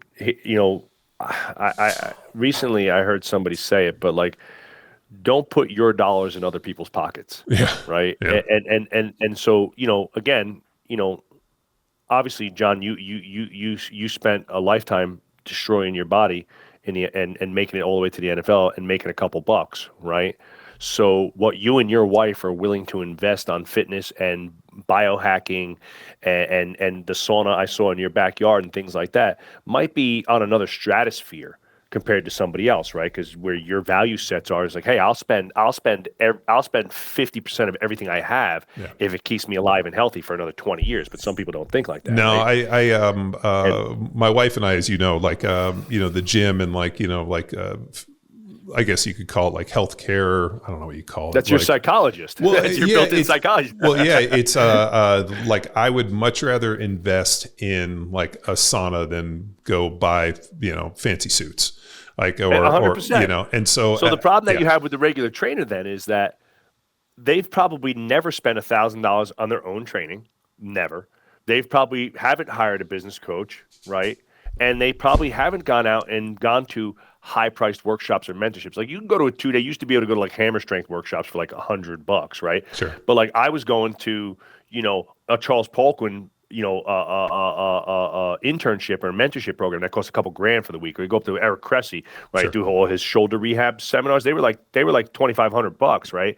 So when you start investing real money yourself, your price aversion, I believe, begins to decline dramatically. So one of the first things we try to do with our coaches is to get them out to a lot of events and really show them that, like, hey, there's a lot of stuff out here that A, you don't know, and B, you have to get them out of the mindset that, like, I wouldn't buy that. Oh my God, I wouldn't spend $5,000 up front for personal training. I can't believe anybody would fucking say it. So, Yeah. Well, all right, well, his wife is a high-powered divorce attorney, and he's a fucking neurosurgeon. Don't worry about what you would do. All right. He do you see the Bentley he rolls up in every goddamn day? Like, don't worry about that. So I think that's a big thing that we see is that money aversion. They're scared to sell what they wouldn't themselves be willing to purchase, or they've never even seen. Most trainers, again, like not a lot of affluent families right, who want to send their kids to like Bucknell, Lehigh, Michigan, right, are saying this, wow, I hope my son or daughter becomes a personal trainer. That's a dream job for us, right? Yeah. So they're saying engineer, doctor, you know, physically, like something like that, right? So when son or daughter, I don't want to say fall short and decides that they're going to fucking go to college for exercise science and become a personal trainer or strength coach, especially the female population, there's a lot of family aversion too. Like a lot of the girls who work for me are phenomenal. They're great strength coaches, but they're getting battled at home because their parents are like, is this a real goddamn job? Is this a real career? Like, are you ever going to make any real money doing this crap? Right now, we've kind of debunked that, and I think like we have a couple employees that work for us who make way more than their parents do now, and so it shuts them up a little bit. But I think the reality of that is like when you start selling somebody a $500 a month or $400 a month or a $1,500 personal training package, and you've never spent it yourself, it's going to be hard to do. So, you know, we get them to go out and spend some of their own time, energy, and money to see what that looks like. And when people start investing in themselves, they start to see the value, and then it's easy to sell to other people. Yeah. No, I mean, is it it could be a confidence issue.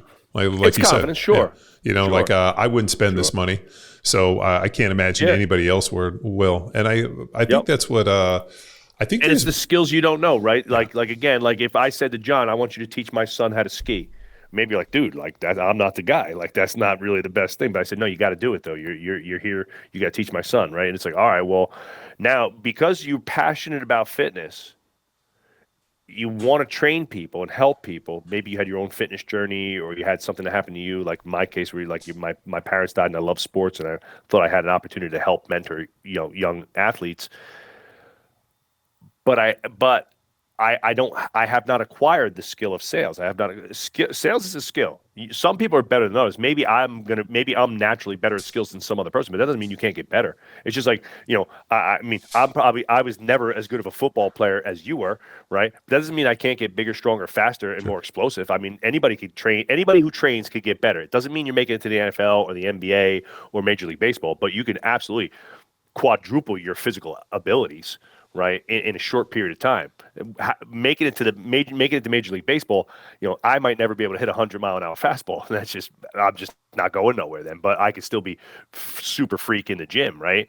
And I think the same thing here. Maybe you're not going to be, Grant Cardone or one of these like Insta famous like sales gurus, right? But you could be pretty goddamn good, and you could be better. You could be better than 90% of the trainers in your local community. And look, I think people start looking too big. Like, I'm never going to be Alex Hormozi. Yeah, well, no fucking shit, dude. He's a freakazoid. Like, he's the 1% weirdo who's like a savant.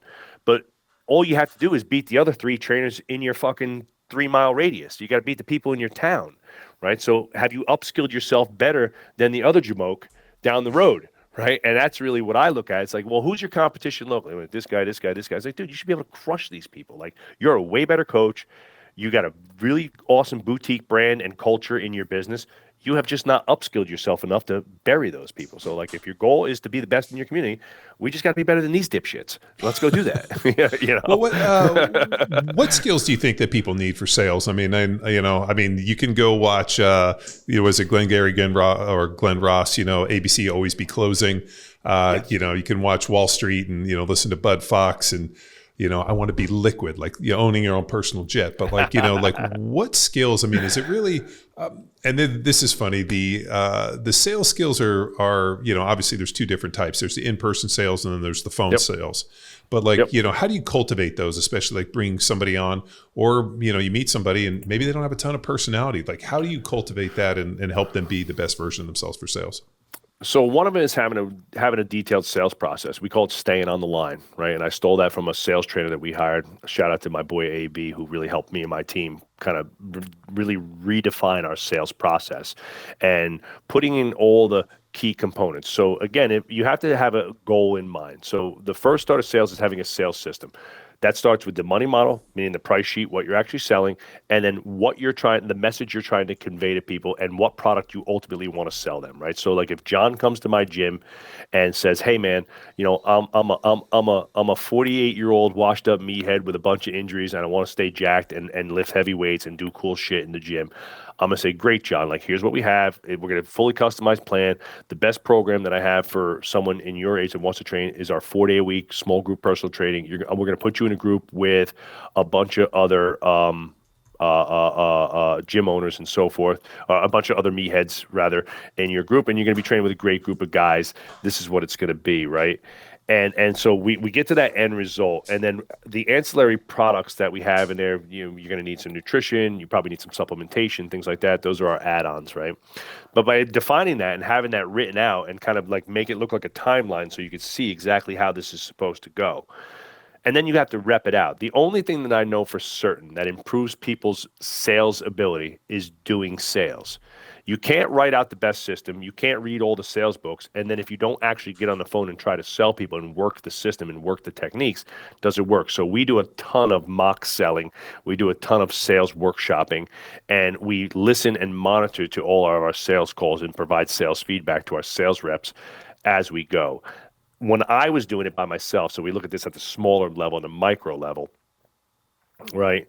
I knew my ability to convey the message of what we did and how we could help in a very concise manner was super important. I didn't know a lot about sales tactics and tools. I didn't have a good money model. My price sheet was still shitty. But I knew that if I can convey my passion in a really concise way, and that person could walk away feeling like they were comfortable with me as a person, with their kids or themselves, and they understood the outcome that we were going to try and achieve. And so what I would do is I would videotape myself talking to my phone ad nauseum, and me and Dan would literally videotape ourselves every day. We had to send each other the video of our sales process, and we made each other do it. I'm like, every goddamn day, bro, for a month. We sold ourselves, we sold our products, and we send it to each other, and we'd critique it, right? And then we would practice. And it got better and better and better over time. And it's just like anything else, man. Like, if you want to get good at skiing, what do you got to fucking do? You got to go skiing. Yeah. Like, you can't watch YouTube videos on skiing and then go be a skier, right? You still got to do it, right? Maybe I have a little bit better knowledge. Like, okay, like in the video it said I got to turn both my heels together. But if you never go do it, you never go do it. So you can watch sales videos. I've hired Grant Cardone's team. I've hired Hermosi's team. I've hired lots. We're in the process of hiring another sales company right now to do a 12-week sales deep dive and help fix a couple things that we have in our pipeline. But you have to sell. So those are really the key techniques. And then when you have a system, you have a good money model, you can always add tactics, but nothing replaces the comfortability of knowing that you know the products, the services, and so forth. And again, knowing your prices, knowing your services, knowing how they help, teaching your people, like, hey, when somebody wants personal, why is small group personal? When somebody says to you, well, I don't know about this small group stuff. Like, why should I do that versus one-on-one training? You have to have a really concise answer for them, right? And be able to convey that to them, right? Because I don't want to sell one-on-one training, but some people need it, but I don't want to get pigeonholed into doing one-on-one sessions all the time. Right. So you have to know why you're selling the thing. So just having all that written out into a sales and marketing, we have a big sales and marketing packet with like our brand script, our who, our why, our avatars, our pricing, our scheduling. Right. And when a new employee comes on, even if they're not going to be on the sales team, they have to know that shit. And we test them on it. Right. And that's part of their onboarding. They're part of their on the job training for that. Right. So that just becomes repetition. And I think, we talk about something we didn't get a chance to. I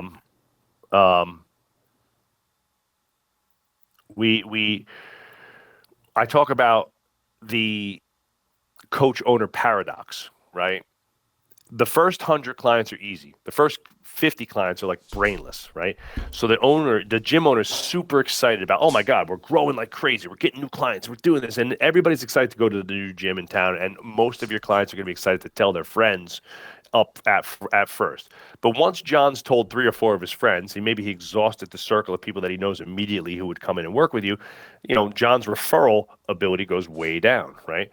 And we get to that 100 client mark, and that's when we usually start to see gyms start to really flatline or tank, right? Because now all of a sudden, the law of attrition in the gym business is 5% of your people will leave every month, right?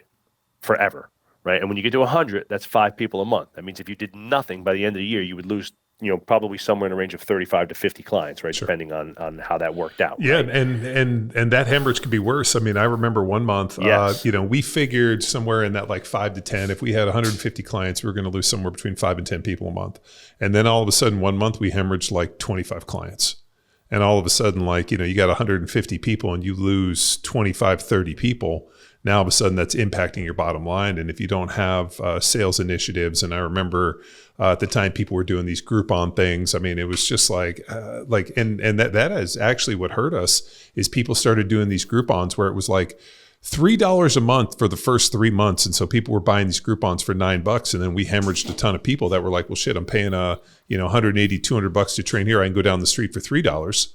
And it absolutely, not only did it destroy all of the gyms in our area, but it killed all the culture because people had no loyalty to the gym anymore. They were just, well, shit, these guys are paying $3. I'm paying $200. Why the fuck am I going to pay this?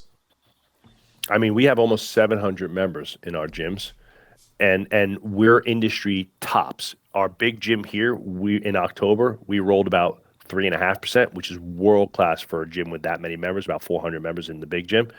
And then in the smaller gyms, right, we were averaging around 7%. So our total loss for October, right, which is, when you put the numbers together, is literally mind blowing to some people.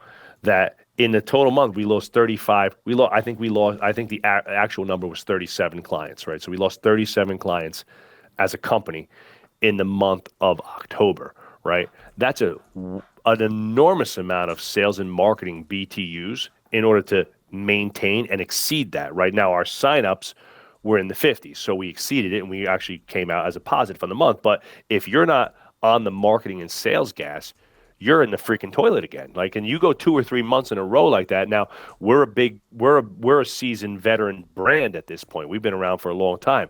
We have a nice cash cushion. We have lines of credit, right? We've been around a while, so we have those things, and we have the bank partners to give us lines of credit on the businesses and shit if the shit went south fast, right?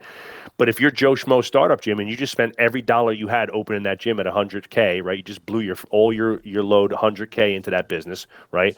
And you get to the first 100 clients in year one, and all of a sudden you start hemorrhaging clients, and you lose 5 one month, you lose 7 the next month, you lose 10 the next month, and all of a sudden you're down 25 clients, and now you're back in the red, right? And you just, shit, well, I just bought new equipment and I just hired another coach. Now what do? What do a lot of gym owners do? They reduce that person's time, or and you say, why can't I get good employees? Why can't I keep good employees? Well, because you're not growing and you can't keep paying. So again, if me or John are going to come work for you and we're going to make $50,000 a year for what? Forever? That's what it's going to be forever. I'm just going to make $50,000. Like, where's the progression of that? So people forget that, gym owners forget that, I'm trying to hire a great coach, but I'm having a tough time. Well, what's the future going to look like for this person? Because if you only got one gym and that gym is moderately successful, and they're looking at it like, well, fuck, I'm going to be here, and the max I'm ever going to make here is like 55, 65K. Like, I could do that mowing lawns. Like, I don't need to train people at 6 a.m. and at 8 o'clock at night. Like, I can mow lawns 9 to 5 and make that money. My landscaper's a multimillionaire. So, well, they got a lot of big lawns in Jersey. Every time we go back to Jersey, I'm like, man, Jersey's got big lawns, like very well manicured. Nobody mows lawns in Jersey.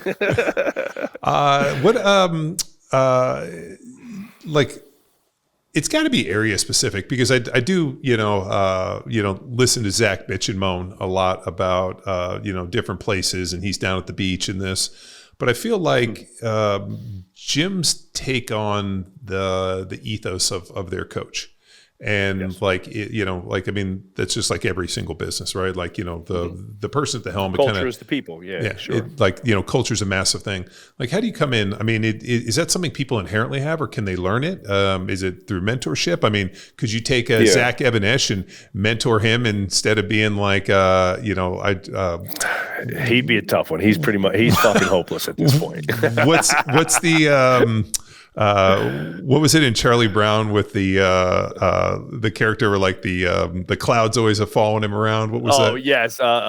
Dennis the Menace. No, not Dennis the Menace. I know what you mean. The Black Cloud of Linus. No, that was the one. No, Linus is the kid with the blanket.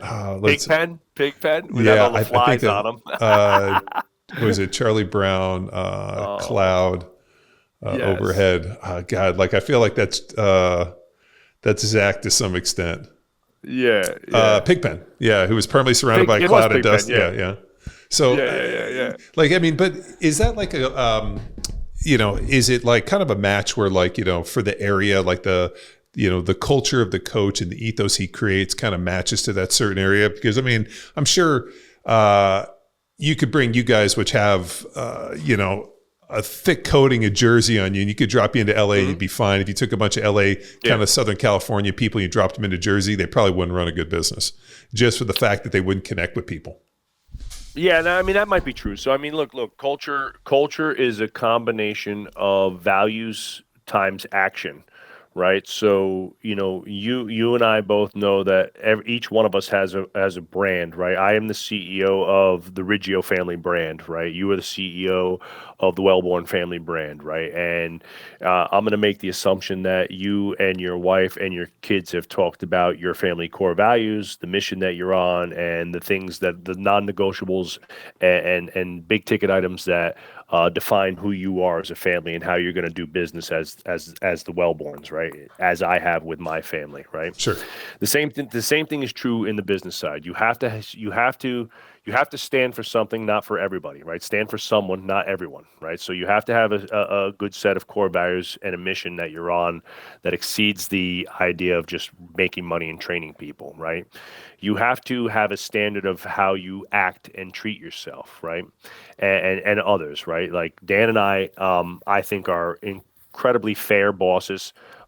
We treat this like an absolute professional business. This is as professional of a business as we can make it be. I always say that we want this to be the Fortune 500, small business of gyms, right? And because we're going to have all the systems and things to prop things up, and then it really just comes down to daily action, right? So if John is home preaching, hard work and consistency and let's call it like personal development, to his kids, and then never does those things, there's going to be a riff in the culture, right?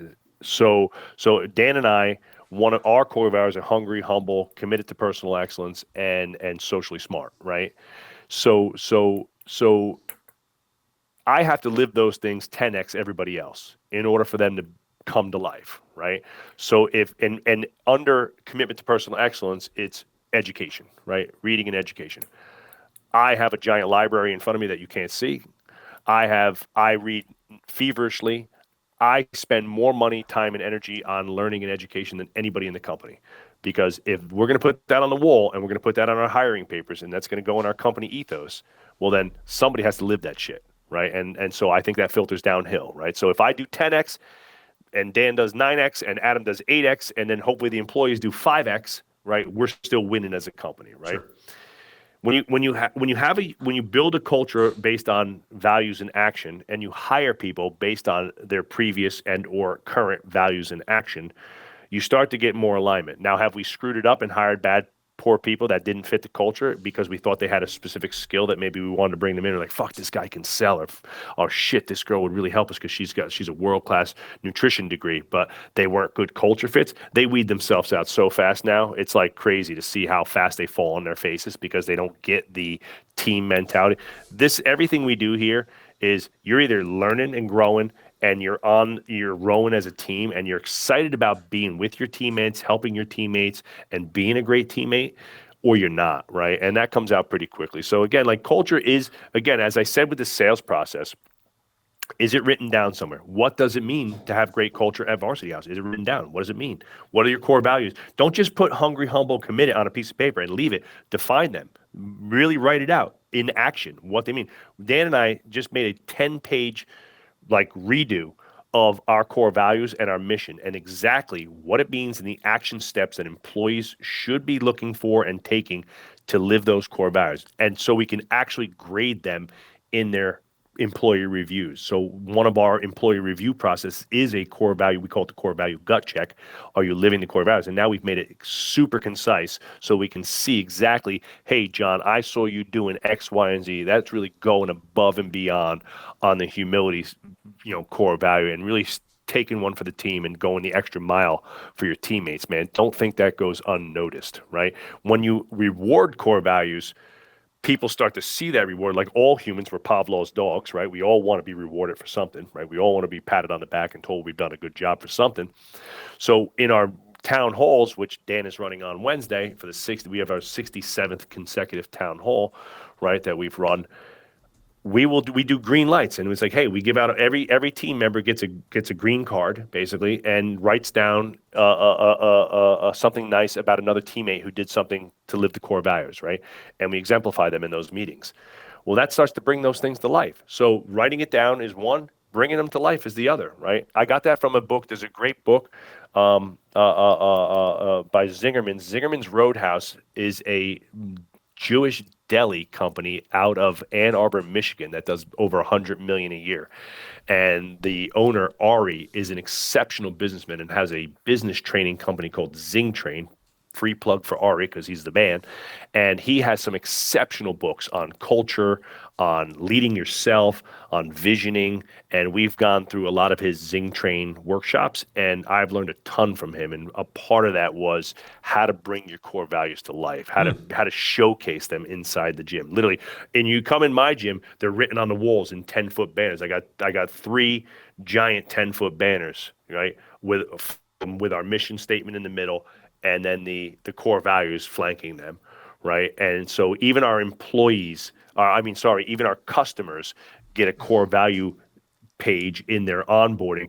It's defined a little bit differently, defined from the side of the customer, not the employee. Like the customer shouldn't be like, you have to take out the garbage and shit like that. But the customer, what does it mean to be hungry, humble, and committed and socially smart as a customer? Hey, help out the other members. If you see a member struggling, be the person who reaches out and says, "Hey, I'll show you how to do that the right way." Things like that, right? If you see members that are doing things like that, right? So we give that out to our members, and I think our members really buy into that too, right? We talk a lot about sports analogies in our gym as part of being on a team, and I think that's something that you can absolutely train it. So there's no right answer here. There's no like short answer because it's an evolving and a moving kind of target. But I would say number one is it written down somewhere? And number two is how are you showcasing it in the gym on a frequent basis? We met every town hall, every meeting I lead, we recite the mission and the core values. And we have both a ideological mission, to be the best trainers in our community, to help our clients have the best hour of the day, blah, blah, blah. And then right behind me here, you can see I'll turn it a little bit. We have every full-time employee has a copy of our economic mission, which is what the economic goals we're shooting for this year, and our pyramid of success. What it takes to be the kind of a bastardized version of John Wooden's pyramid of success, but written from the standpoint of like our culture and what it means to be great here, and what the cornerstone of ours is trust and education, right? Like I know there's 2 things that I know that'll get us to the promised land: trust each other and keep fucking educating yourselves, right? Dude, the education thing is, man, it's like, it's so fascinating that like there's so many people out there doing such amazing things. Like I had never even heard of this Zing Train. And I clicked on it, and I'm like looking at it now, and I'm like a little embarrassed that one, I'd never heard this, and I've never seen this. And I'm like, dude, I should totally engage in some of these courses. It's super cool. Yeah. I mean, and this is one that we get is, like you look at some of this, like, when am I ever going to use this? How am I going to how am I going to use this? How is this going to help me today? A lot of times with education, you don't know how that education is going to pay for you. And yes. Like, I'll give you a class example. I've talked about it ad nauseum on this podcast, but I was a rhetoric major in college. And then I ended up working on and getting my master's in education. I didn't realize that the student teaching I did and the rhetoric stuff would actually set the foundation for everything I do today. Whether it be, public speaking, getting up and doing keynotes, teaching, coaching, or just being able to write and disseminate information and come up with different arguments. I mean, like the education that I got, I almost laugh. Like I could not have picked a better source for my education, especially within the reading, where now all of a sudden, like all this, like, Stoics and Marcus Aurelius. I mean, all these things I read, 30 years ago, have really come to light. But it's pretty fascinating with education. People think like, how's this going to help me today? And I'm like, a lot of times you don't know how it's going to help you today. And more importantly, you don't know how it's going to help drive you until you get in there and do the information. And then once you do it, it's like every book that I've read, I've never read for well, that's not true. I mean, I've read books specifically for the information. Like I read The Coddling Mind, or The Coddling of the American Mind, just because I was so fascinated how there was a shift in this. So, I mean, you go in for certain things, but sometimes you just do it for the sake of sharpening the blade and increasing what you know. And hopefully you feel how are you going to use it. Even though I don't own a gym anymore. I mean, in a way, what we've done is we built like kind of a virtual community of gyms. It's fascinating. People always ask me like, and I think I've never been approached by somebody. You know, Mark Ripto was approached by a guy to come in and create starting strength gyms. That wasn't Mark's idea. It was a guy came to him and said, "Hey, I want to build these." And people always ask me, "How come you've never done power athlete gyms?" And I'm like, "Because nobody's ever approached me. You know, I'm not necessarily the guy to run it." But if somebody came to me and said, "Hey, I got this great idea. I want to run set up a series of gyms. Would you be able to come in?" I'm like, "I have all the education. We have all the branding. We have everything. But it takes somebody who's willing to be passionate about going in and training people on a daily basis and really running those type of business systems." And an operator, right? So here's one of the biggest things that happened to me and Dan specifically, and one of the greatest turning points in our business, right? So obviously I was the older founder of the business. So it just was natural that in the beginning of that, I was kind of, let's call it, tagged as the CEO, right? And so for the first decade of the journey, I did all the meetings, I did all the follow-up, I did all the management stuff like that. And Dan was primarily involved in sales and marketing, right? And we had hired another business coach at the time, and he would listen to me and Dan talk, and he said, "Man, I'm picking something up here." That he's like, "Joe, you sound like a quick start." And I said, "All right, what's that?" He's like, "You sound like someone who's got a fuck ton of ideas and is super creative and loves the sales and marketing, but has a really tough time finishing things." I said, and Dan's shaking his head like this guy, right? And I'm like, no shortage of ideas ever. Like I got them all, but I'm like, "Hey man, I got this amazing idea for a marketing campaign. Can you just get it all organized for me?" Right? Like that, right? So I'm a great delegator, right? And Dan, he's like, "Dude, you seem super poignant, very factual. Like you need the facts and he's like, "You sound more like a follow through fact finder." And I said, "Well, what the fuck is that?" I was like, "Where are you getting these like terms from?" He's like, "You guys should take this cognitive test called the Colby A test, right?" He's like, "It's a cognitive work study test." And he's like, it's almost 100. He's like, every Fortune 500 company makes their key employees take this test.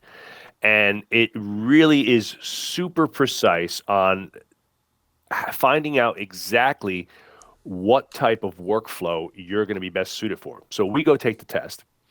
And it's like $50 for a Colby A test. You could go on colbya.com or just look it up and you'll find it, right? And it basically breaks you down into a couple of different categories. I scored like a 10 on the quick start and like a 2 on the follow through, right? Dan scored like a 10 on the follow through, and he still scored pretty good on the quick start. Dan's very sharp and he's a good businessman too. He's good, very creative guy. So he was like let's call it like a 5 or a 6, right? You know, he's a high follow through, high fact finder, right?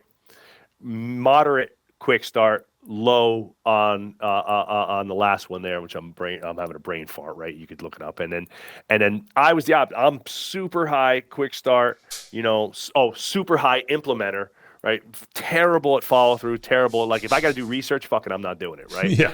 And so our business coach was like, "Literally, I think you guys are in the wrong roles." He's like, "Why don't you give it a shot and switch Dan to CEO and you take over all the sales and marketing and business development," right? And the business group that we're in, we're like, "We thought you guys were fucking done. Like, we thought you guys were going home in the Parkway and like breaking up Varsity House is over and you guys are going out of business." And honestly, like it was the first time that Dan and I ever had extreme clarity on, dude, we're in the wrong fucking roles. And we knew it. The second he told us, and pegged both of us like perfectly, we were like, I'm not a CEO. I'm not an operator, right? I'm not good at managing other humans because I get fucking frustrated because I'm the idea guy and I could sell ice to Eskimos and I can do all the marketing amazingly. But the last thing I want to do is fucking remind people every other goddamn day what they got to do. And Dan's like, bro, that's my whole life. He's Oh, like, I got 10 spreadsheets a day. And he's like, I'm up your ass like a fucking hand puppet. Right? That's yeah. I mean, I identify So with I your think, side like, much again, better. Yeah. Like I am terrible at chasing people around. Like I'm like, Yes. hey, like I assume that because you're working in this and like, but Yes. it's funny. Me too. I'm the classic. Why the fuck don't they just do that? That's what I would do. What the fuck? Right? And Dan's like, you got to coach him. I'm like, fucking coach him. He's a fucking 30-year-old grown ass man. I get all mad. Dude, this is a conversation. So Ben Crookston, who used to be CEO for Train Heroic, and he was the founder of Train Heroic. Ben and I have Ben had like they started Train Heroic and then they got acquired by Training Peaks, and the guy who was obviously the money behind Training Peaks put a lot of emphasis on developing Ben as a CEO. He hired this $500,000 a year business coach to come in and mentor Ben, and unbelievable. I remember meeting Ben, and then a couple years later we went up there for a meeting, and I was like, fuck, this is like a different person. And I even said to him, I'm like, dude, Ben is so polished. He's like, yeah, it cost me $500,000 a year for this, to do this. But Ben was saying, there's in the CEO role, there's like the CEO visionary, and then there's the the CEO who's like the implementer, which is really like the operations guy.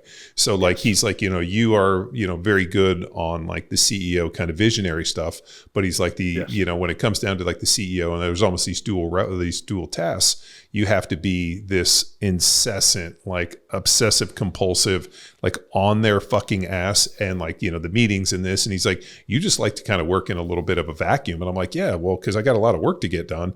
And he goes, yeah, the problem though is that you have to be able to mentor people and bring them along, and vision and culture and this and all these pieces. And he's like, it just comes down to whether or not your role. And he goes, what happens for a lot of people is they get into one. So it's probably great to get that test, but it is. And you're referencing, your friend is probably referencing a company called EOS, and the book is by Gino Wickman called Traction, that lays out the entrepreneurial operating system. And that's the system that we use here. And we've hired the same implementers and the people that come in and look, if you're listening to this and this is like way over your fucking head and you're saying like, I don't know what the fuck they're talking about, like visionary entrepreneur, like CEO. He's like, I'm just trying to run a gym, right? You want to know where your blind spots are. So the test is $50. I would get the test no matter what, no matter where you are in your business, because at least all right, great, I'm a really good quick start. So I'm probably going to be good at sales and marketing. But there's going to be a point in the growth of this business where I'm going to have to hire an operator. I'm going to have to hire a COO or another person that's going to be able to manage and operate better, right? So once we found out that happened, that was 2019, right? So it's not that long ago, right? Like again, like Dan and I were running a 7-figure business, doing pretty good in a sense in the wrong roles. But we were spending a lot of extra time and energy that we probably didn't need to, because we weren't in our specific like skill sets, right? We weren't like embedded in those skill sets the way we needed to be. So that was 2019. So we switched Dan to CEO in 2019, and things started really taking a jump because Dan is a better manager than I am, right? And I'm better at the marketing and sales. So our marketing improved tremendously, and our sales processes improved tremendously because I could focus on them solely. We segmented our roles much clearer. I did sales and marketing. Dan did leadership, CEO, meetings, and keeping people accountable, and things grew.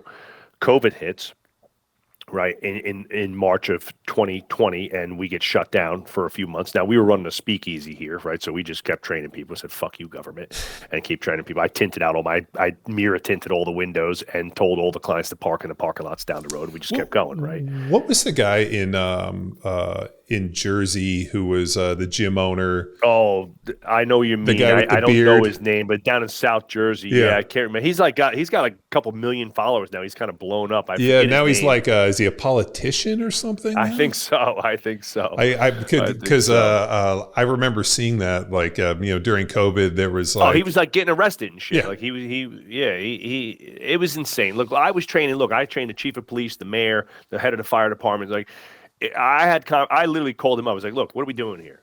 I was like, are you really going to shut us down for 6 months? I said, we will be out of business. I said, we have a large operation here. I said, we have a 3-month cash cushion. It goes beyond 3 months. We're fucked. right? And and I was like, so you're either going to put a 20-year great community center out of business because of some bullshit, or you're going to turn a blind eye. And literally the conversation I had with the mayor was like, Joe, I don't know what you're talking about. And he hung up the phone. That was it. And we just kept rolling, right? And he's like, I don't know what you're saying. He's like, I have no idea what you're talking about. And he just hung up, and that was the end of it. And that was my cue, right? So what we did, though, this is knowing what we don't know, and this is what I tell all the gym owners. Like, if you're already a good trainer, then stop fucking getting more certs. You don't need to renew your CSCS. You don't need to go do. Not that you don't need to renew it, but you don't need to get another one, right? And I said, all right, Dan, if you're going to be the CEO, we got to find some leadership courses and management courses and stuff like that you're going to go to, because we're going to use this time wisely. And I'm going to take every copywriting, marketing class that I can take. I was on a plane every other week. Anybody who was doing Donald Miller stuff, like nobody was running shit. I went down to Donald Miller Story Brand, did the whole Story Brand thing. I took 6 copywriting and creative writing courses during that time. Dan did the 10,000 Goldman Sachs 10,000 business leaders course, which was like a deep dive in business finances and management, right? Which is still providing us with awesome opportunities today. It was just down there this past weekend with the president, the keynote speakers like Hillary Clinton and shit. It was crazy. Damon John, wow. all the sharks were there, right? Like big time people are obviously involved with Goldman Sachs. Dan did that program. He was a standout in the program. And I saw it instantly. It changed his business acuity immeasurably. And same thing for me. Dan was like, dude, the marketing's never been better.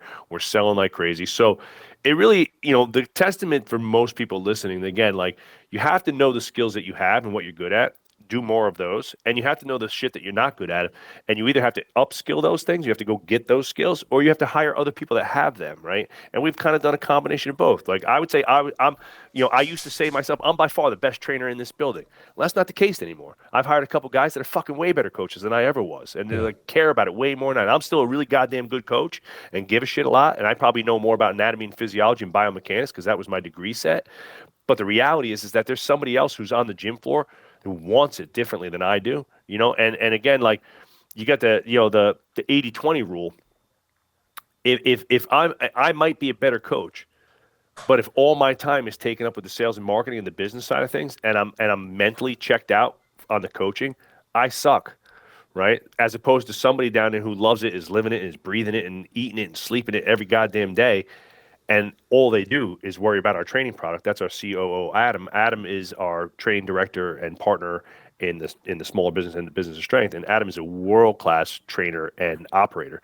So he's the one he's in a sense the head chef of Varsity House, making sure that the food's coming out hot and tasty every single day, right? And he's the one meeting with the team. Hey, this is how we deliver. This is how we cue. This is how we coach. This is how we program. This is the design of the program. This is why we do this. And he's the one on the gym floor every day, making the course corrections. And like I said, like that head chef coming out there checking every plate before it comes out to serve. That's Adam's job. And again, Adam started as an intern. I knew immediately that this kid had an ultra high training IQ, and it's like, all right, this guy's going to be our next director of training because he wants it way more than I do, and I don't want to fucking do that shit. And that brings me like another point that you had. I wanted to circle back. Like you talked about, like what are some of the reasons people get stuck. I think when people start their gyms, they're willing to do anything, right? Like I was doing 40, 50, 60 sessions a week, right? When I did 50, the most I ever did was 62 sessions in a week, right? That was like 80 something hours in the gym, right? Wow. I literally just slept in the gym. How long do you realistically want to do that for, right? So like the reality is that a lot of the guys that I spoke to over the last couple of weeks and some of the guys that I spoke to while I was at the collective, they're already in their mid 30s and they already have families. So like, do you just want to do 40 sessions a week forever? Like, is that going to be okay when your kids start playing sports or like they want dad to be at practice or come to games and shit like that? And you say, no, because I got to go back to the gym and do training sessions at 5, 6, 7, 8 o'clock at night, every goddamn night. Like if I had to jump in and train people, I would do it, but I do not want to do 20 sessions a week anymore. Right. And that's just the reality of the season of life. I'm going to be 50 years old next year. I don't want to be tied to the schedule every day, right? If you would have told me that mentality when I was 25 and 27 and opening the gym, I would have been like, fuck you, I just love training. I just want to train all goddamn day and night. And now I'm like, fuck that shit. You know what I'm saying? So you change. Your needs change. Your wants change, right? And I got a wife, right? She needs her husband sometimes, right? The old Joe which is just work 7 days a week. Like that doesn't work with a family, you know? So it's everything that you want to get out of life is on the acquisition of a skill or a person you either don't have or don't know. Right. So, if you think about like, the cliche of, your network is your net worth, right? When I build connections with great people like yourself, there's an opportunity for both of us to help each other, which improves our ability to impact our communities and our businesses, right? And our families. Same thing on the business side. You have to be willing to go out and meet people. You have to spend time going out. I ask a lot of gym owners, like, how much do you go out? Do you know who your mayor is? Have you ever shook his hand? Do you know who the chief of police is? No. It's like, all right, well, maybe those are good people to start with because they're pretty much like the go-to, I know everybody in town guys. Like maybe you want to go introduce yourself. So when we go to we call it the campaign trail, but when we open up a new gym, we do a month of community work where it's like number one, like on a checklist, like, did you meet the mayor? Yes. Did you introduce yourself and go take the mayor out for coffee? Because like that's probably the first person to start with because they pretty much run shit in the town, right? And then work your way downhill from there. So a lot. There's a million tactics, but again, it's all education and who you don't know. That's how you get ahead in life. That's it. I don't give a shit what business it is. It could be anything, right? You want to be Mark Zuckerberg. He's just rubbing elbows with bigger people, with bigger names, with bigger Rolodexes and pocketbooks than we are. Yeah. No, he's definitely got some bigger Rolodex and bigger pocketbooks. I mean, but I also, and I try not to be conspiracy theorist on this podcast, but I sometimes wonder, I can't help it. Some of these major things, and I don't know, I look at Facebook and I look at his rise and I wonder if it's as organic as we thought. Like I always wonder with a lot of these things, like, is there some form of government help? I mean, I don't know. It's, I guess the story will get printed, but, dude, I am forever grateful that we've become friends. And I got to thank our good friend Zach Evanesh for introducing us. I think it was at Summer Strong. But dude, I'm glad to have you come and sponsor. And dude, I feel like you're part of the family now. So I'm excited. But dude, thank you so much for coming on Power Athlete Radio. And if you guys want more information, Joe, what's the best way to get a hold of you? Best way for me personally is through IG on Instagram. It's just Coach Joe Strong. You can shoot me a DM, and the Business of Strength is just businessofstrength.com. And we have all of our workshops. We got a couple great upcoming workshops. We got our 2026 lineup is out already. So our first workshop will be in January. That's called that event is called Trainer School, and that's a great first event for people who are kind of starting to make the transition from going from running a training business to running a real professional business. It's kind of a hybrid of like product development and marketing and sales. So that's a great event that we're running in January, but you can check all those out there. And our podcast, Business of Strength Podcasts, everywhere podcasts are found. Awesome. Well, dude, thanks for tuning in to another episode of Power Athlete Radio. See you. This episode of Power Athlete Radio is powered by Train Heroic, the most immersive strength training app experience on the market. We've built an online training business by partnering with Train Heroic to deliver all of our world-class training programs like Jack Street, Hammer, Field Strong, and Grindstone. To learn which Power Athlete training program best suits your goals, head to powerathletehq.com/training. And if you're a coach looking to build a business with the best training tech in the business, head to trainheroic.com/powerathletehq. Hey there, Power Athlete Nation. Big shout out to all the heavy hitters who stuck around till the final whistle. If you've been soaking in the knowledge bombs and epic tales we've been dropping for free, here's your chance to be a game changer. Swing by klfi.com/powerathlete and toss a few bucks our way to keep the podcast fueled and firing on all cylinders. That's ko-fi.com/powerathlete. Your support makes a difference. See ya.